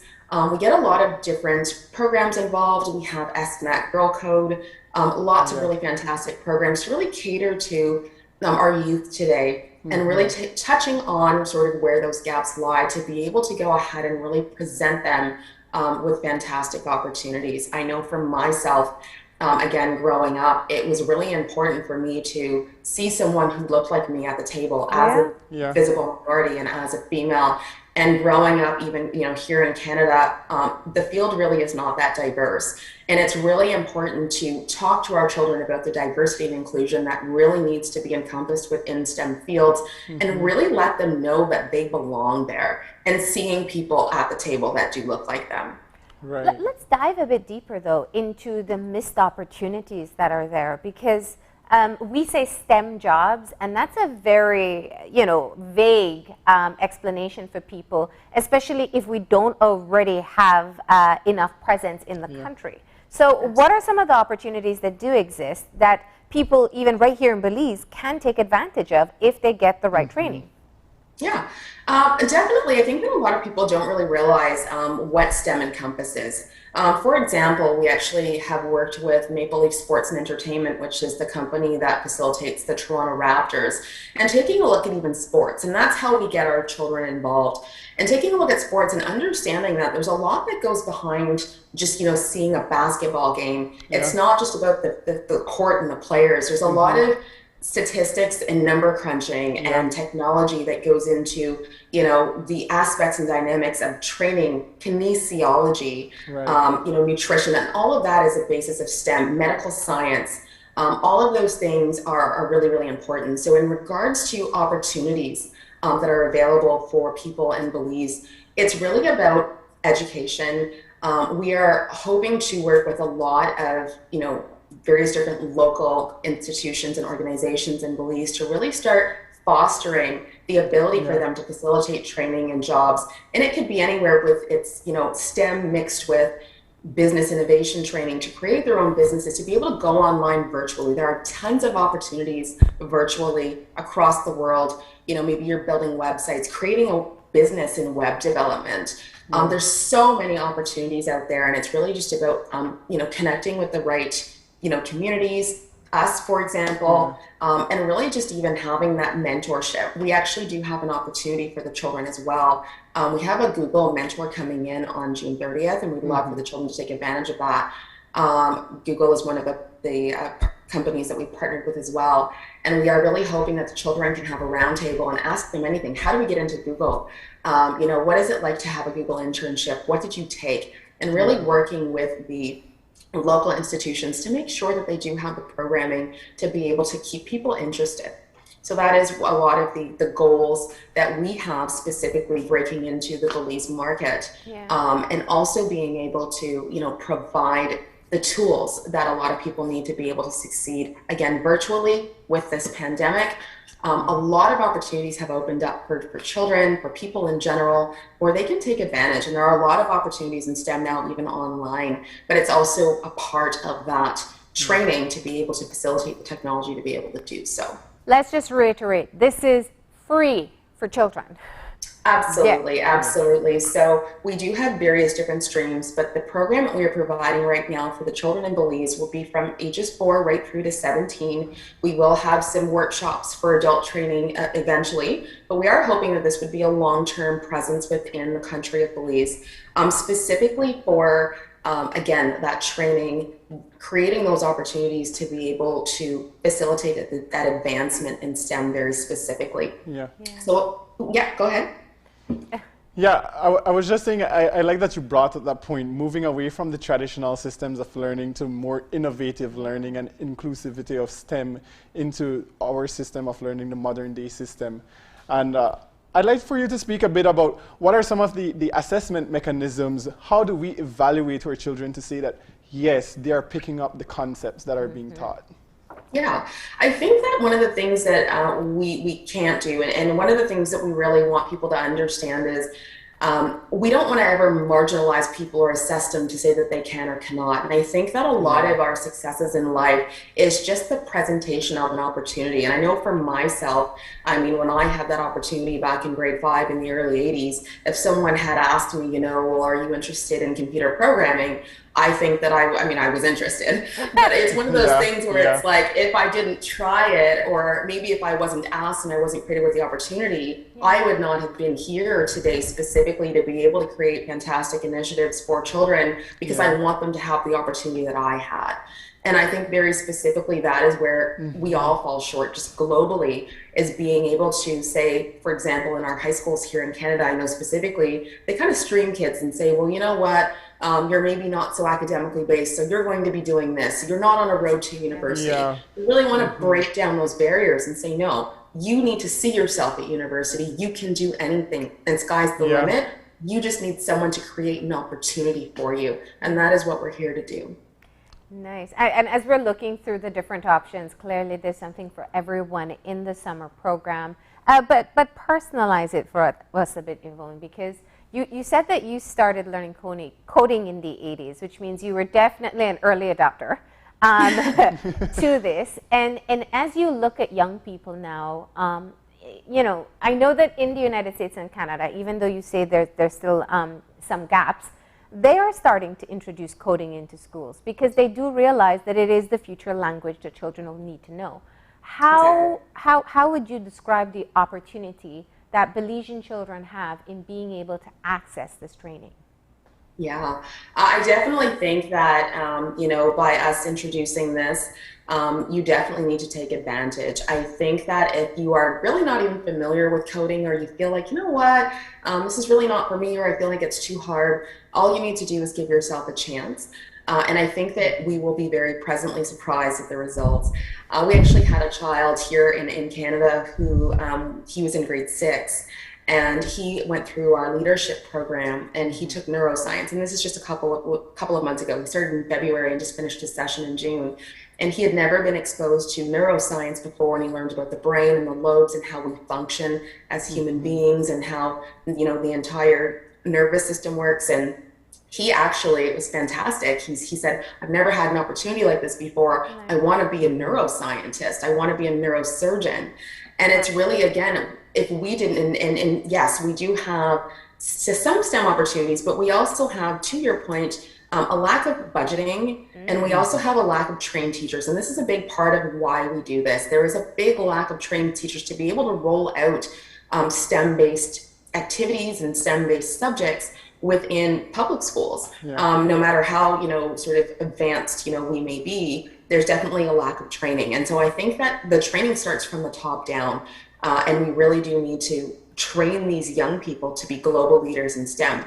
And that's why we are saying, yes, if you feel that it's too hard, you need to give it a try. And to my point, this young child who was in grade 6 was presented with an opportunity that he probably would not have had even maybe going up to university, because neuroscience is not something that they would have experienced in school, in a public school, right through even to high school. And lastly, just for me, talk to the parents out there who are saying, I don't know if I want my kid to have more screen time. Yeah, and I think that that's just part of it. I think that as parents, I mean, I have children as well, and I encourage them, and I have an older child, and he's 16 now, and he grew up, I always limited his screen time, but I really encouraged him as technology was evolving. I said, you need to get behind the game, create your own game, get innovative. Don't just play the game that somebody has rolled out to you. Find out how it works. Look at building, look at the animation design behind it, look at the coding behind it. And he actually now is a media major at a very prestigious, high school that caters to regional programming for children that want to go into that type of thing. And now he is going into computer science for university. And it really is something that we have to teach our children that, there's good screen time and there's bad screen time. And while sort of, there's sort of the medical aspect of like eyes and things like that, there's also the education aspect. What is your child doing with their screen time? Is it effective enough for them to be able to further themselves in terms of that growth and that fundamental development that they need to be successful later? And it's really important for them to find something. Again, we are going into an age of technology, and especially with this pandemic, people have had to pivot online, and we found a million and one, different things and new ways to do things. A lot of companies, I know here specifically in Canada and the US, they're shutting down operations because companies are able to save money. They're going online, they're going virtual. They realize they don't need to spend all of this money in overhead. So I think that the pandemic has done something very interesting to us globally, in that we've had to become a lot more innovative very quickly to start to pivot things online. And this is where the jobs are going. And it's not just online. Technology is not just about being online and being virtual, but it is about really creating the innovation, the technology, and keeping up with the technological advancements of the world. And a big part of what we're looking to do is really train global leaders so that they can be globally competitive and successful wherever they want to be in the world, in whatever field that they choose. Nice. I just want for you to share very quickly with us one of the success stories that came from the program. Definitely we had, I mean, there actually are quite a bit. I think that one of my favorite is we had a child who was very, very shy, and he actually started getting into, came into our leadership program, and he also loved, like the animation, and he started doing stop motions, and then he started to teach it, and then he started doing video editing. Like through our program, we have a 3D animation design, which teaches you sort of how to do, building video games, and, again, the technology behind it, right from like just aspects like a blank slate, as if you had like a Microsoft Word document up, and being able to actually create a moving, video game. And he actually now at 15 was able to start his own business. So one of the things that we do here in Ontario is we are able to give the children $3,000 to start a business. And he was able to now, he does videos for big companies. He has his own business at 15. And he really started honing all of his skills within our program. And I think that is absolutely fantastic. I mean, there's so many success stories, but it's really just about planting that seed and presenting an opportunity. And after that, sky's the limit. But children can't have that opportunity if you don't present them with the ability to do so. All right. Well, we know that we hope that people have been able to learn more about why they need to take advantage of the opportunity. How do people register as we close off? Yeah, absolutely. So anyone that is wanting to register, the program is absolutely free. We are going to run a full summer program, kicking off with this Microsoft Coding for Minecraft session. They can go to stembelize.com, which is STEM for Science, Technology, Engineering, and Math. So stembelize.com, and you're able to just simply put in your child's information and register for the Microsoft session that is coming up July 5th. In addition to a lot of other programs that we do have for the children, anywhere from computer engineering, neuroscience, innovative engineering, math programming for students, and it's all absolutely free of charge. And we've actually partnered with a lot of universities. We have a Yale session as well. We partnered with Yale University. They bring scientific thinking and genetic engineering to the students. And we've also partnered with a lot of university institutions here in Canada, and they will be running our math programming. Love to hear it. We'll look out for the adult version, right? Thank you so much for joining us. We do appreciate it, and we do hope that people jump on the opportunity to learn or get their kids engaged in coding. Thank you. You're so welcome. Thank you so much for having us. Have a wonderful day. You too. All right. And with that, we're going to go ahead and take a break. Yeah. And when we come back, we're going to be moving into a more lighter session for this morning. We're going to be talking about Pet Grooming 101.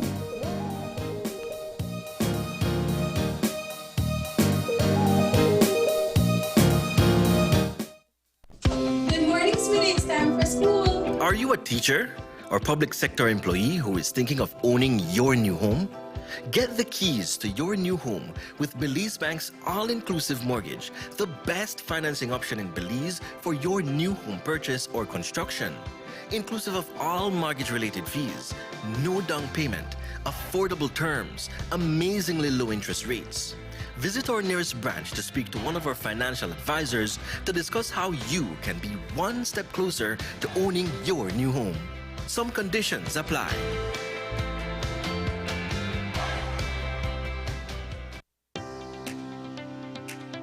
Since its launch, over 900 students have successfully completed the Social Security Scholarship Program. I am Fatima Che, co-founder of Eltridges and Associates and owner of Fatima Arche Group of Consultancy Services. In 2009, I graduated from the University of Belize with a bachelor's degree in accounting. And I'm very grateful that Social Security had given me the opportunity by offering me a scholarship to pursue my career. I am Renata Samuels. I am the Yearport Coordinator for the Department of Youth Services. I received the Social Security Scholarship for high school in 2010. Upon receiving it, I was beyond happy, thankful, and super relieved to know that I relieved my mom from the financial constraint of having to pay for my high school. It actually pushed me to work even harder to know that I am deserving of this scholarship. I implore others, apply for this scholarship. You have nothing to lose and everything to gain, as well as being one step closer to your own dreams. The Social Security Board is committed to providing educational opportunities to persons on a mission to improve their lives and communities. It's a fact that with Smart, you get truly unlimited everything. Only with Smart, you get unlimited data anytime, while with the other guy, it's only double data on weekends. With unlimited data every day with Smart, there's no need to wait. So, it's a fact that our unlimited plans beat the competition. Stop being measured and told when to use your data and get unlimited talk, text, and data. Experience the true unlimited plans with Smart. That's a fact.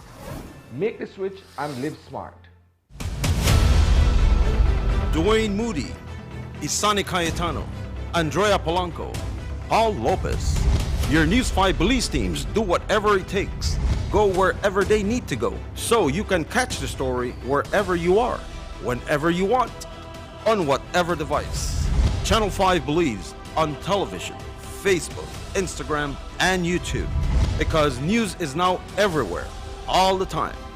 And so are we.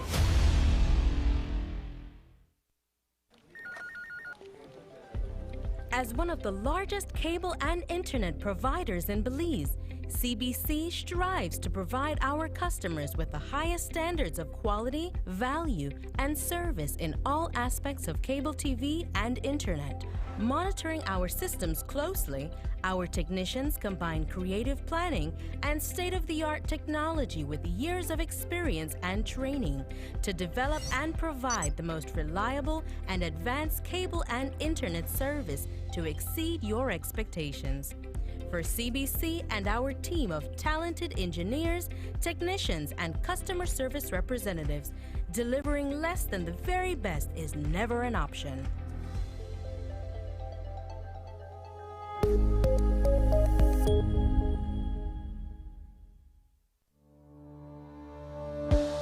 Working off-site doesn't mean you have to be off your game.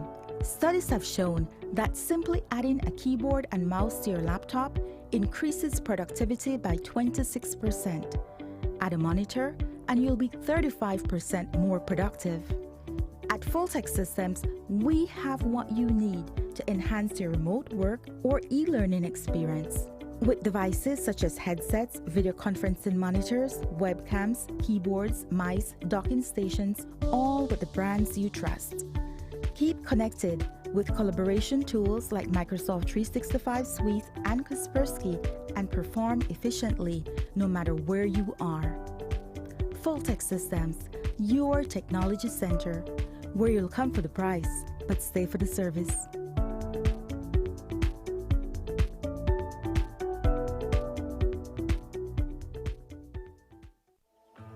Infinite Health presents Common Sense Herbs, everything your body needs, and are all natural, dairy-free, non-GMO, cruelty-free, gluten-free, and are FDA monitored. Everything your body needs. Distributor in Belize, Infinite Health, Birds Isle, Belize City. Telephone number 613-1914. That's 613-1940.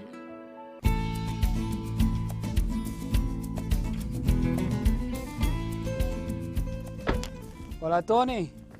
Hey, Kevin, ¿qué onda? ¿Qué pasa? Nada, le vine a buscar porque necesito comprar más mercancías de vasos y platos desechables para mi tienda de comestible. Me estoy quedando sin esas cosas. No, hombre, fíjate que desde el 15 de abril no puedo importar nada de eso. Y se me acaba de terminar todo lo que tenía hace como 3 semanas. Oye, pero nunca has estado sin esas cosas. ¿Qué está pasando? Mira esto. Esta es la nueva ley que prohíbe todo el uso de plásticos no reutilizables. Esos son vasos, platos, cucharas, tenedores, todo eso. Desde 15 de abril de este año no he podido importar nada de eso. A partir del 15 de enero del 2021 nadie puede fabricarlo. 15 de abril 2021 nadie lo puede vender. Y a partir del 14 de julio del 2021 si alguien te agarra con eso, te multan. Híjole, no sabía eso. Necesito cambiar algunas cosas. Les diré a mis clientes por qué esas cosas ya no están disponibles. Gracias, Antonio. Así es, cuídate.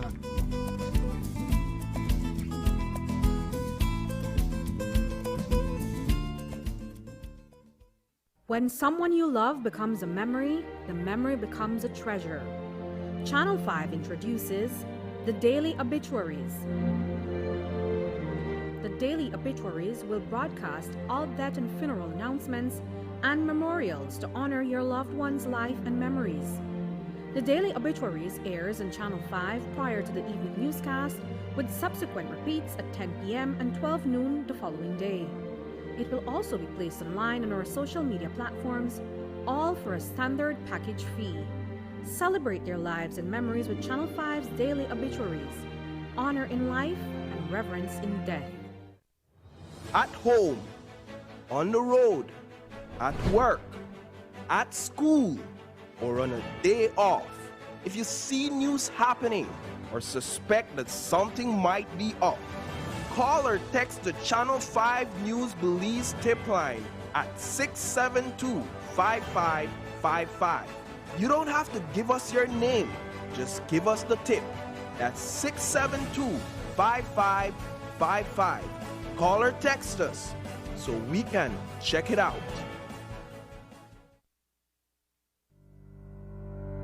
Reduce your risk of viral illness like the flu or the coronavirus. Wash your hands frequently with soap and water or with an alcohol-based hand sanitizer. Cover your nose and mouth when coughing or sneezing with a tissue. Throw away, then wash hands immediately. Avoid close contact with anyone who has the cold or flu-like symptoms. If you become ill, please visit your doctor or nearest health center and share your travel history. A health and wellness message from your Ministry of Health.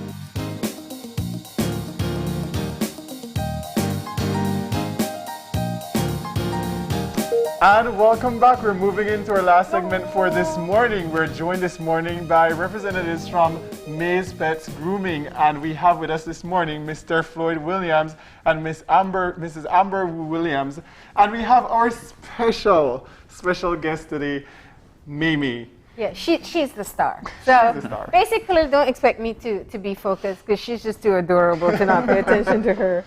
Good morning. Morning. Good morning. Hi, Mimi. Okay, so let's just talk a bit about your business and how you got into it. Okay, let me begin.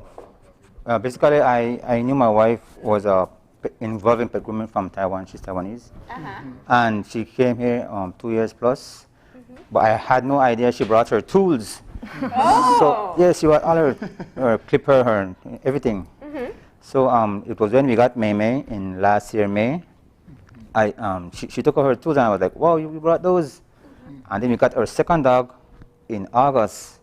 And then she was doing such a great job. So I said to her, you know, why don't we just offer this service to the Belizean public, you know, because you have so much experience. She has over 15 years experience. So she created a Facebook page for Mays Pet Grooming and also Instagram. And then we got our first customer, and then after that it was blossom because people just tell other people. People tell their neighbor, their cousins, their friends, and eventually we have a full-fledged customer base. And when you have a beautiful girl like this, she's a sales pitch in itself. Oh yes. Yeah. What type of services does it include? Well, currently we offer two kind of services. The first service is a full service bath. That includes gentle shampoo. We like to rinse them at least 3 times to take off the extra dirt. Cut their nails, cut their palm hair, clean their ears, cut their facial hair. They cut their hair around the anus, and they have an anal gland that need to be squeezed. For the smaller dogs, you have to squeeze it, but the bigger dogs, it squeezes naturally when they poo.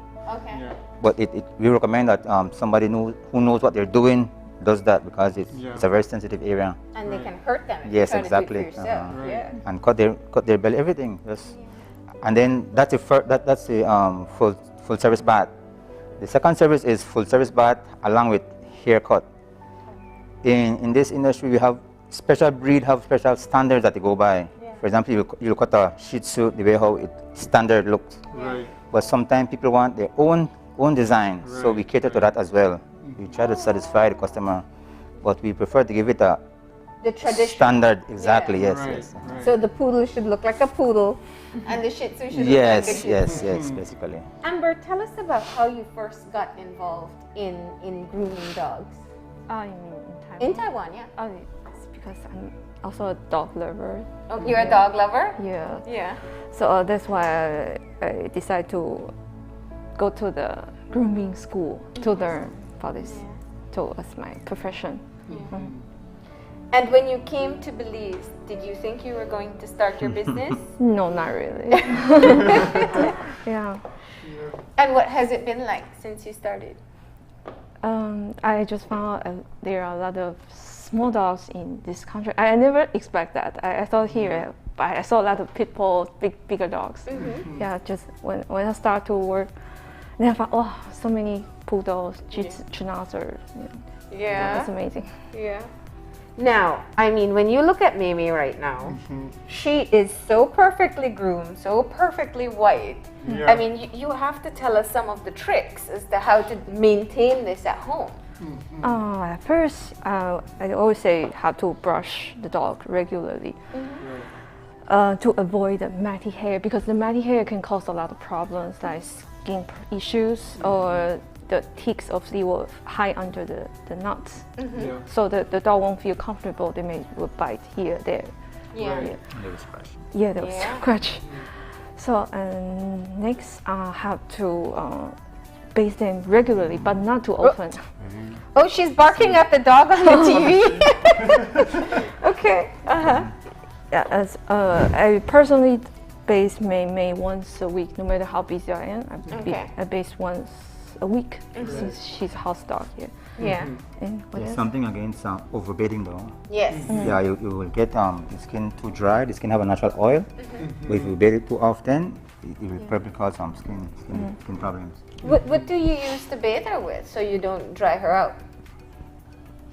Just regular dog shampoo? Yes. Okay. Well, the key is not to bathe too often. Yeah. Yeah. Our vet recommend at least once every 2 weeks. But you know, we chose to do at least once a week. It's still not too much. Yeah. Does the dogs that have the shorter fur, what's the routine like to bathe those dogs in comparison to dogs who have more fur? Basically, the same 2 weeks. The same 2 weeks applies to dog with shorter fur. And the service is also afforded to those dogs as well. Well, not people who have dogs with short fur want a haircut. So basically, they only come in for the full service bath. Okay. Yeah, cause like Chihuahua with the very short hair. I mean, there's nothing to cut. Yeah. Other than their nails. Yeah, we do that's included in the bath. Yeah. Right. There's nothing to cut. So. One of the things about the nails, because I did work at the vet for 2 years. Okay. There's like a sensitive Yes, underlayer, my wife will and talk about you have to be like very, very careful. So speak to us about what's the proper way for clipping the nails. Yeah. The dogs have have some dogs have black nails, some dogs have like Mimi, they have white nails. You can see the white spot and the red spot. The red spot means the nerve and the blood vessels, so you cannot go too deep. You cannot go too deep. You only cut the white spot. So Just the white tip. And if they have black nails, how do you tell? You have to go very slowly. Piece by piece, small pieces. Oh. So with the black nail, you cannot tell because you cannot see. It's like our nail. You see the red part, you cannot cut below that. It's going to bleed. So the black nails on the dog, you just have to be extra careful with. Yeah. Now, my family has a Chihuahua that hates cutting its nails. What's your advice? I would say it's prefer to have 2 people work together. So one hurt the dog, one to count the dog, another doing the nails. It's better. Okay. Yeah. So I know you brought some tools that you said you wanted to show some tips that people can do at home. While they can access the services, we can also talk about how to properly comb, groom, and keep them nice and beautiful. First, if you, we usually use this to brush out especially the long-haired dog. We brush with along the grain of the hair. Yeah. Doing this. Not against. Not against. Not against. Okay. Along the grain of the hair. Yeah, you do the body first, then the legs and tails, and finally it's the hair, because the face is the most sensitive part for the dog. Right. Then after that, then you check if this has some nuts. You use this to check gently, and finally it's the face too. And you don't use this much for the face, because it will hurt the eyes. You check this and make sure you go to the eyes as clean as possible as you can. Yeah. So can I ask, because we've all been, if you have a hairy dog, we've all been victims of finding the mats at some point in time. What do you do? How do you clear it out, or how do you get rid of them? Usually groomer will ask you to just shave it, right? But some mat is really serious. You cannot just shave because it will hurt. Some mat can be combed out. Yeah. Oh wow. Some cannot be combed out. Oh wow. Yeah. And what do you do to prevent them from getting mats? Have to brush out. Just keep on. How often do you brush? I think at least once a week. Every time when you bathe them, you just brush out. Yeah. Not too difficult. Awesome. And Meme is expecting, I understand. Yeah. So if she's not in tip-top form, it's because she has her little babies with her. Yeah. So cute. So we are also going to talk about trimming. Yeah. So this is the tip here. When you trimming the nails, you have to do it one by one. That you have to hold it and cut, and make sure you don't go too deep. This one. Yeah. I know have another kind of clipper, but I personally prefer this one, so it's easier to operate. Yeah. Right. But you cannot just leave this and doing this. No, you have to hold it up. Click. Right. Do they also have the clippers that comes with like the revolver that just kind of smoothens down the? Oh yes, we have electron to buffer. Right, to buff. Right. Yes. So that they don't have that sharp edge? Yes. Right. So, tell me the story here. So you realize that May loves dogs, loves grooming, brought her tools, and you decide to start the business.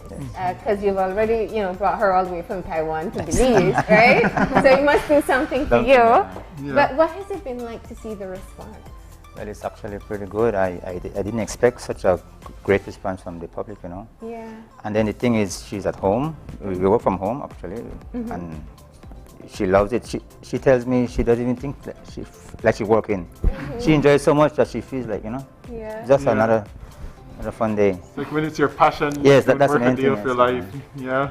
Now you are at 8 Miles. You're at Western Pines. Yes. Yeah. And you said that you actually do pickup service as well? Yes. We offer a pickup service between 8 Miles, Ladyville, and Belize City for a very small fee of only $5. Not even a taxi run. Yeah. It's just to promote, because people will say, "Oh, 8 miles is so far," But just $5 extra, apart from the cost of grooming. The cost of the grooming And itself. what is the cost like for the services? Well, the cost is basically by weight. Okay. For the full service bath, any dogs under 10 pounds is $30, and dogs between 10 and 20 pounds is $35. That's for just the bath. Yeah. For the bath and haircut, dogs under 10 pounds is $50, and dogs between 10 and 20 pounds is $60. And we try to avoid bigger dogs. My wife is so small, so I cannot take care of big dogs. Yeah. If we do take a bigger dog or more than 20 pounds, we prefer to do it on weekends when I'm there to assist her. Okay. And what about styles? Do you help people to decide what type of style? Meme has the traditional poodle cut. Yes, with the boots and everything. Yeah, with the little puffs to the bottom here. Did you see that? Yeah. Yeah. You call it boots. Oh, you call it boots, yeah? So what else do you offer people suggestions of how to groom the dog? We do actually, but as I said before, people would like to have their own different thing, you know. Sometimes people want certain style, and we try to show them it's not really practical. And then we walk them through the process, because when we grooming, we have them on WhatsApp and we give them an update as to how it looks so far and how it looks so far. So at the end of the day, they will say, oh, you know what, let's change that and do something else, you know. So we keep them updated as we're going along. Yeah. When I look at Mimi, she reminds me of the classic Lady and the Tramp Disney movie. She's just so well groomed and so well taken care of and so calm as well. Well, I just have to say the well-behaved part gets the best. She's pretty well trained now. Yeah. And that's the question I was going to ask. Sometimes when people are going to take their dogs somewhere, especially people who are very attached to their pets, they're concerned of, you know, whether it's going to be well taken care of. Yeah. Yeah. Well, we try not to give the dog no kind of aggressive treatment. We're very calm with them, because if the dog have some aggressive treatment where they go, they will have a problem to go back. We are very calm with the dogs. My wife and I, we love dogs, so we're very patient. What's your favorite type of dog to work on? Poodle. Poodle? You love poodles? Yes. Why? You can do a lot of different styles with poodle, because you know, they are very fluffy. And There's a poodle in Taiwan as well. So. Yeah. Do you ever do the teddy bear face for the poodle? Yes. Yeah. Aww. Okay, How long Mimi. would it take for her fur to grow back after a haircut is done? We usually recommend at least 2 months after. 2 months. Every 2 months of grooming. Yeah. Some people come every month, but you know, that's their decision, but we prefer 2 months is good enough time. So share with us a bit about how our viewers can get in contact with you all if they want to access your services. You can turn around. We have our Instagram. we are on Instagram and Facebook. Mae's Pet Grooming. Mae's Pet Grooming. And that's MAE''S. Mae's Pet Grooming. You can find them on Instagram and on Facebook. I mean, Amber, tell me the secret. I've never seen such a well-behaved dog before. Maybe because mine is a bit of a troublemaker. What do you train them as well? Actually, it's my Oh, you trained him? Yeah, she trained him how to pee on the pad. We got her like today, and like 2 weeks later, she's peeing on a small pad. Yeah. She only pee and poo right there. Yeah. Nothing else. She don't pee all over the house. There's a small pad, 24 inch by 24 inch. She goes right there and she do her thing. Well, it sounds like the next service you offer is training services yes. for dogs. And I know a lot of people who would love that, because it's a lot of work. Definitely. Yeah. Patience, a lot of patience. Yeah. And this is a sign that you know she's comfortable. Yes. She's wagging her tail and Yeah. All right. So any final advice? You work Monday to Friday, Monday to Saturday. What's your schedule? We work Monday to Friday, yes. We try to take off at least Sunday. Okay. So Saturday as well. All right. Unlimited appointments. Call early. Yeah, please. We try not to do too much dogs for the day, 3 maximum, because we want to spend as much time as on one dog. We don't want to mass produce and give a bad result. Yeah. So we try to most 3 dogs for one day. Yeah. Anything more than that, we will be thinking we will be too hurried to finish, and it will affect our results. Of course. Well, I think you brought perhaps one of the best models we've seen on this show so far. May showing off her cut. Look at it. That looks like a pose, the way she looks up. You know the dog show that they have? Yeah. This is exactly the kind of vibe that she is giving right now. Just ready to be inspected. Actually, I'm her everything. Everywhere I go, she wants to be there. Aww. If I'm in the living room, she's lying down and her direction is right towards me. Wow. If I'm in the kitchen, she goes there and she right towards me. You know, and I think you said it, Amber. I think people think that there aren't as many people who love their dogs or have small house dogs, but there's so many. Yes. Okay. Well, there you go. One new option for you to take care of your dog. Mae's Pet Grooming. Of course, this is Mimi, the namesake behind the business itself. They offer pickup service, and you can either get the full service bath, or the full service bath with grooming. Right. All right. thank you so much for joining us. Thank you for having us. And thank you for bringing the lovely model today. All right, we're going to go ahead and take our final break, and when we come back, we'll have our wrap-up, so stay tuned.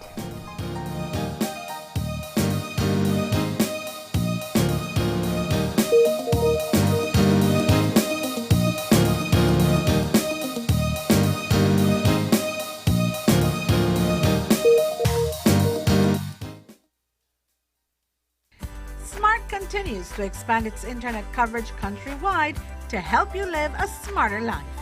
Our villagers are very happy. They are pleased to know that Smart went the extra mile to put a tower in our village so that our villagers can get live stream on their TVs and they can get their kids doing their online classes. I want to say to Smart, thank you for making it possible for us to get internet in Gardenia Village. We really do appreciate it. Smart continues to take the internet and mobile services to communities across Belize. Now save even more when you bundle your smart broadband with Smart mobile services. Smart, bringing people together. Good morning, sweetie. It's time for school. Are you a teacher or public sector employee who is thinking of owning your new home? Get the keys to your new home with Belize Bank's all-inclusive mortgage, the best financing option in Belize for your new home purchase or construction. Inclusive of all mortgage-related fees, no down payment, affordable terms, amazingly low interest rates. Visit our nearest branch to speak to one of our financial advisors to discuss how you can be one step closer to owning your new home. Some conditions apply.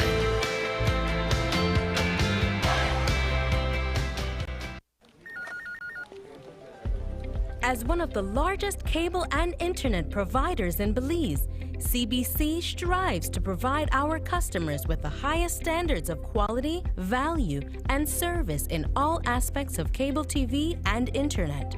Monitoring our systems closely, our technicians combine creative planning and state-of-the-art technology with years of experience and training to develop and provide the most reliable and advanced cable and internet service to exceed your expectations. For CBC and our team of talented engineers, technicians, and customer service representatives, delivering less than the very best is never an option.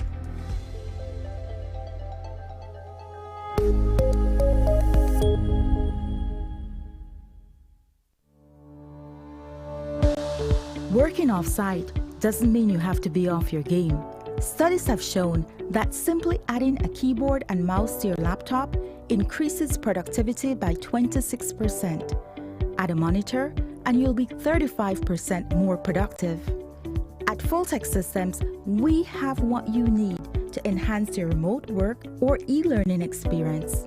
With devices such as headsets, video conferencing monitors, webcams, keyboards, mice, docking stations, all with the brands you trust. Keep connected with collaboration tools like Microsoft 365 Suite and Kaspersky and perform efficiently no matter where you are. Fulltech Systems, your technology center, where you'll come for the price, but stay for the service.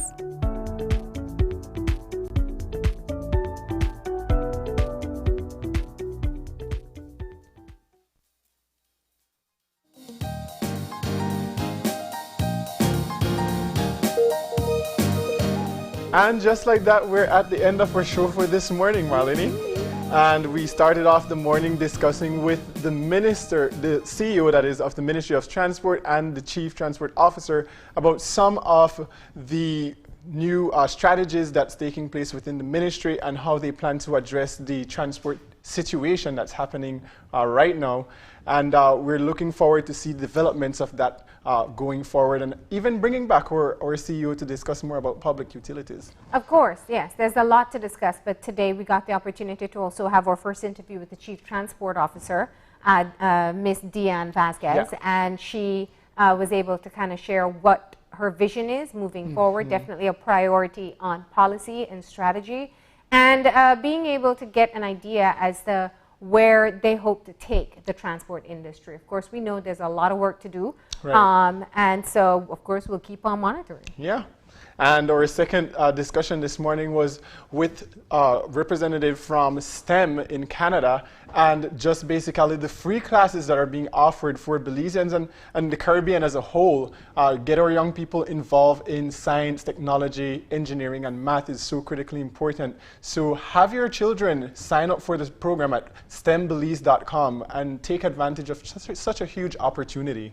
And I mean, you're going to tell your kids they're going to play with Minecraft, and that's enough to make them want to get involved. And it's just kind of how to get them in the door and exposed and interested in coding, a very essential skill for people to develop. So look out for it. And there are other summer programs that are going to be rolled out very soon, so you can take advantage of those as well. And then we want to say thank you to you, Maymay, and her owners.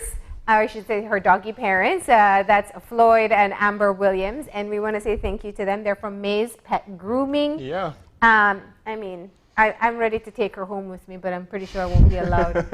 But just talking a bit about their newly established service where they offer pet grooming. Right, at West Pines at 8 Miles, and they also do pickups.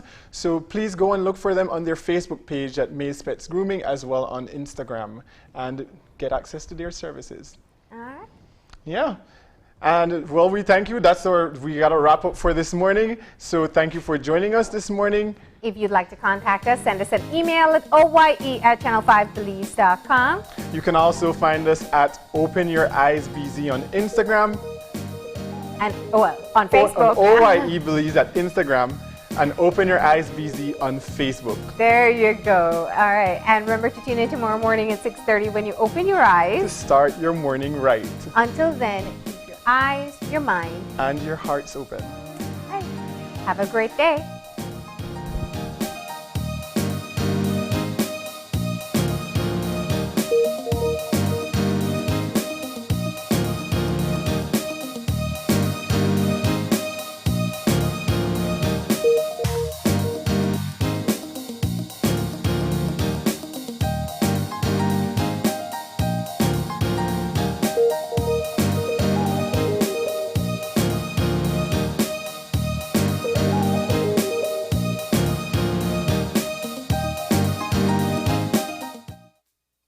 Open Your Eyes was brought to you by the Belize Bank. Our country, your bank.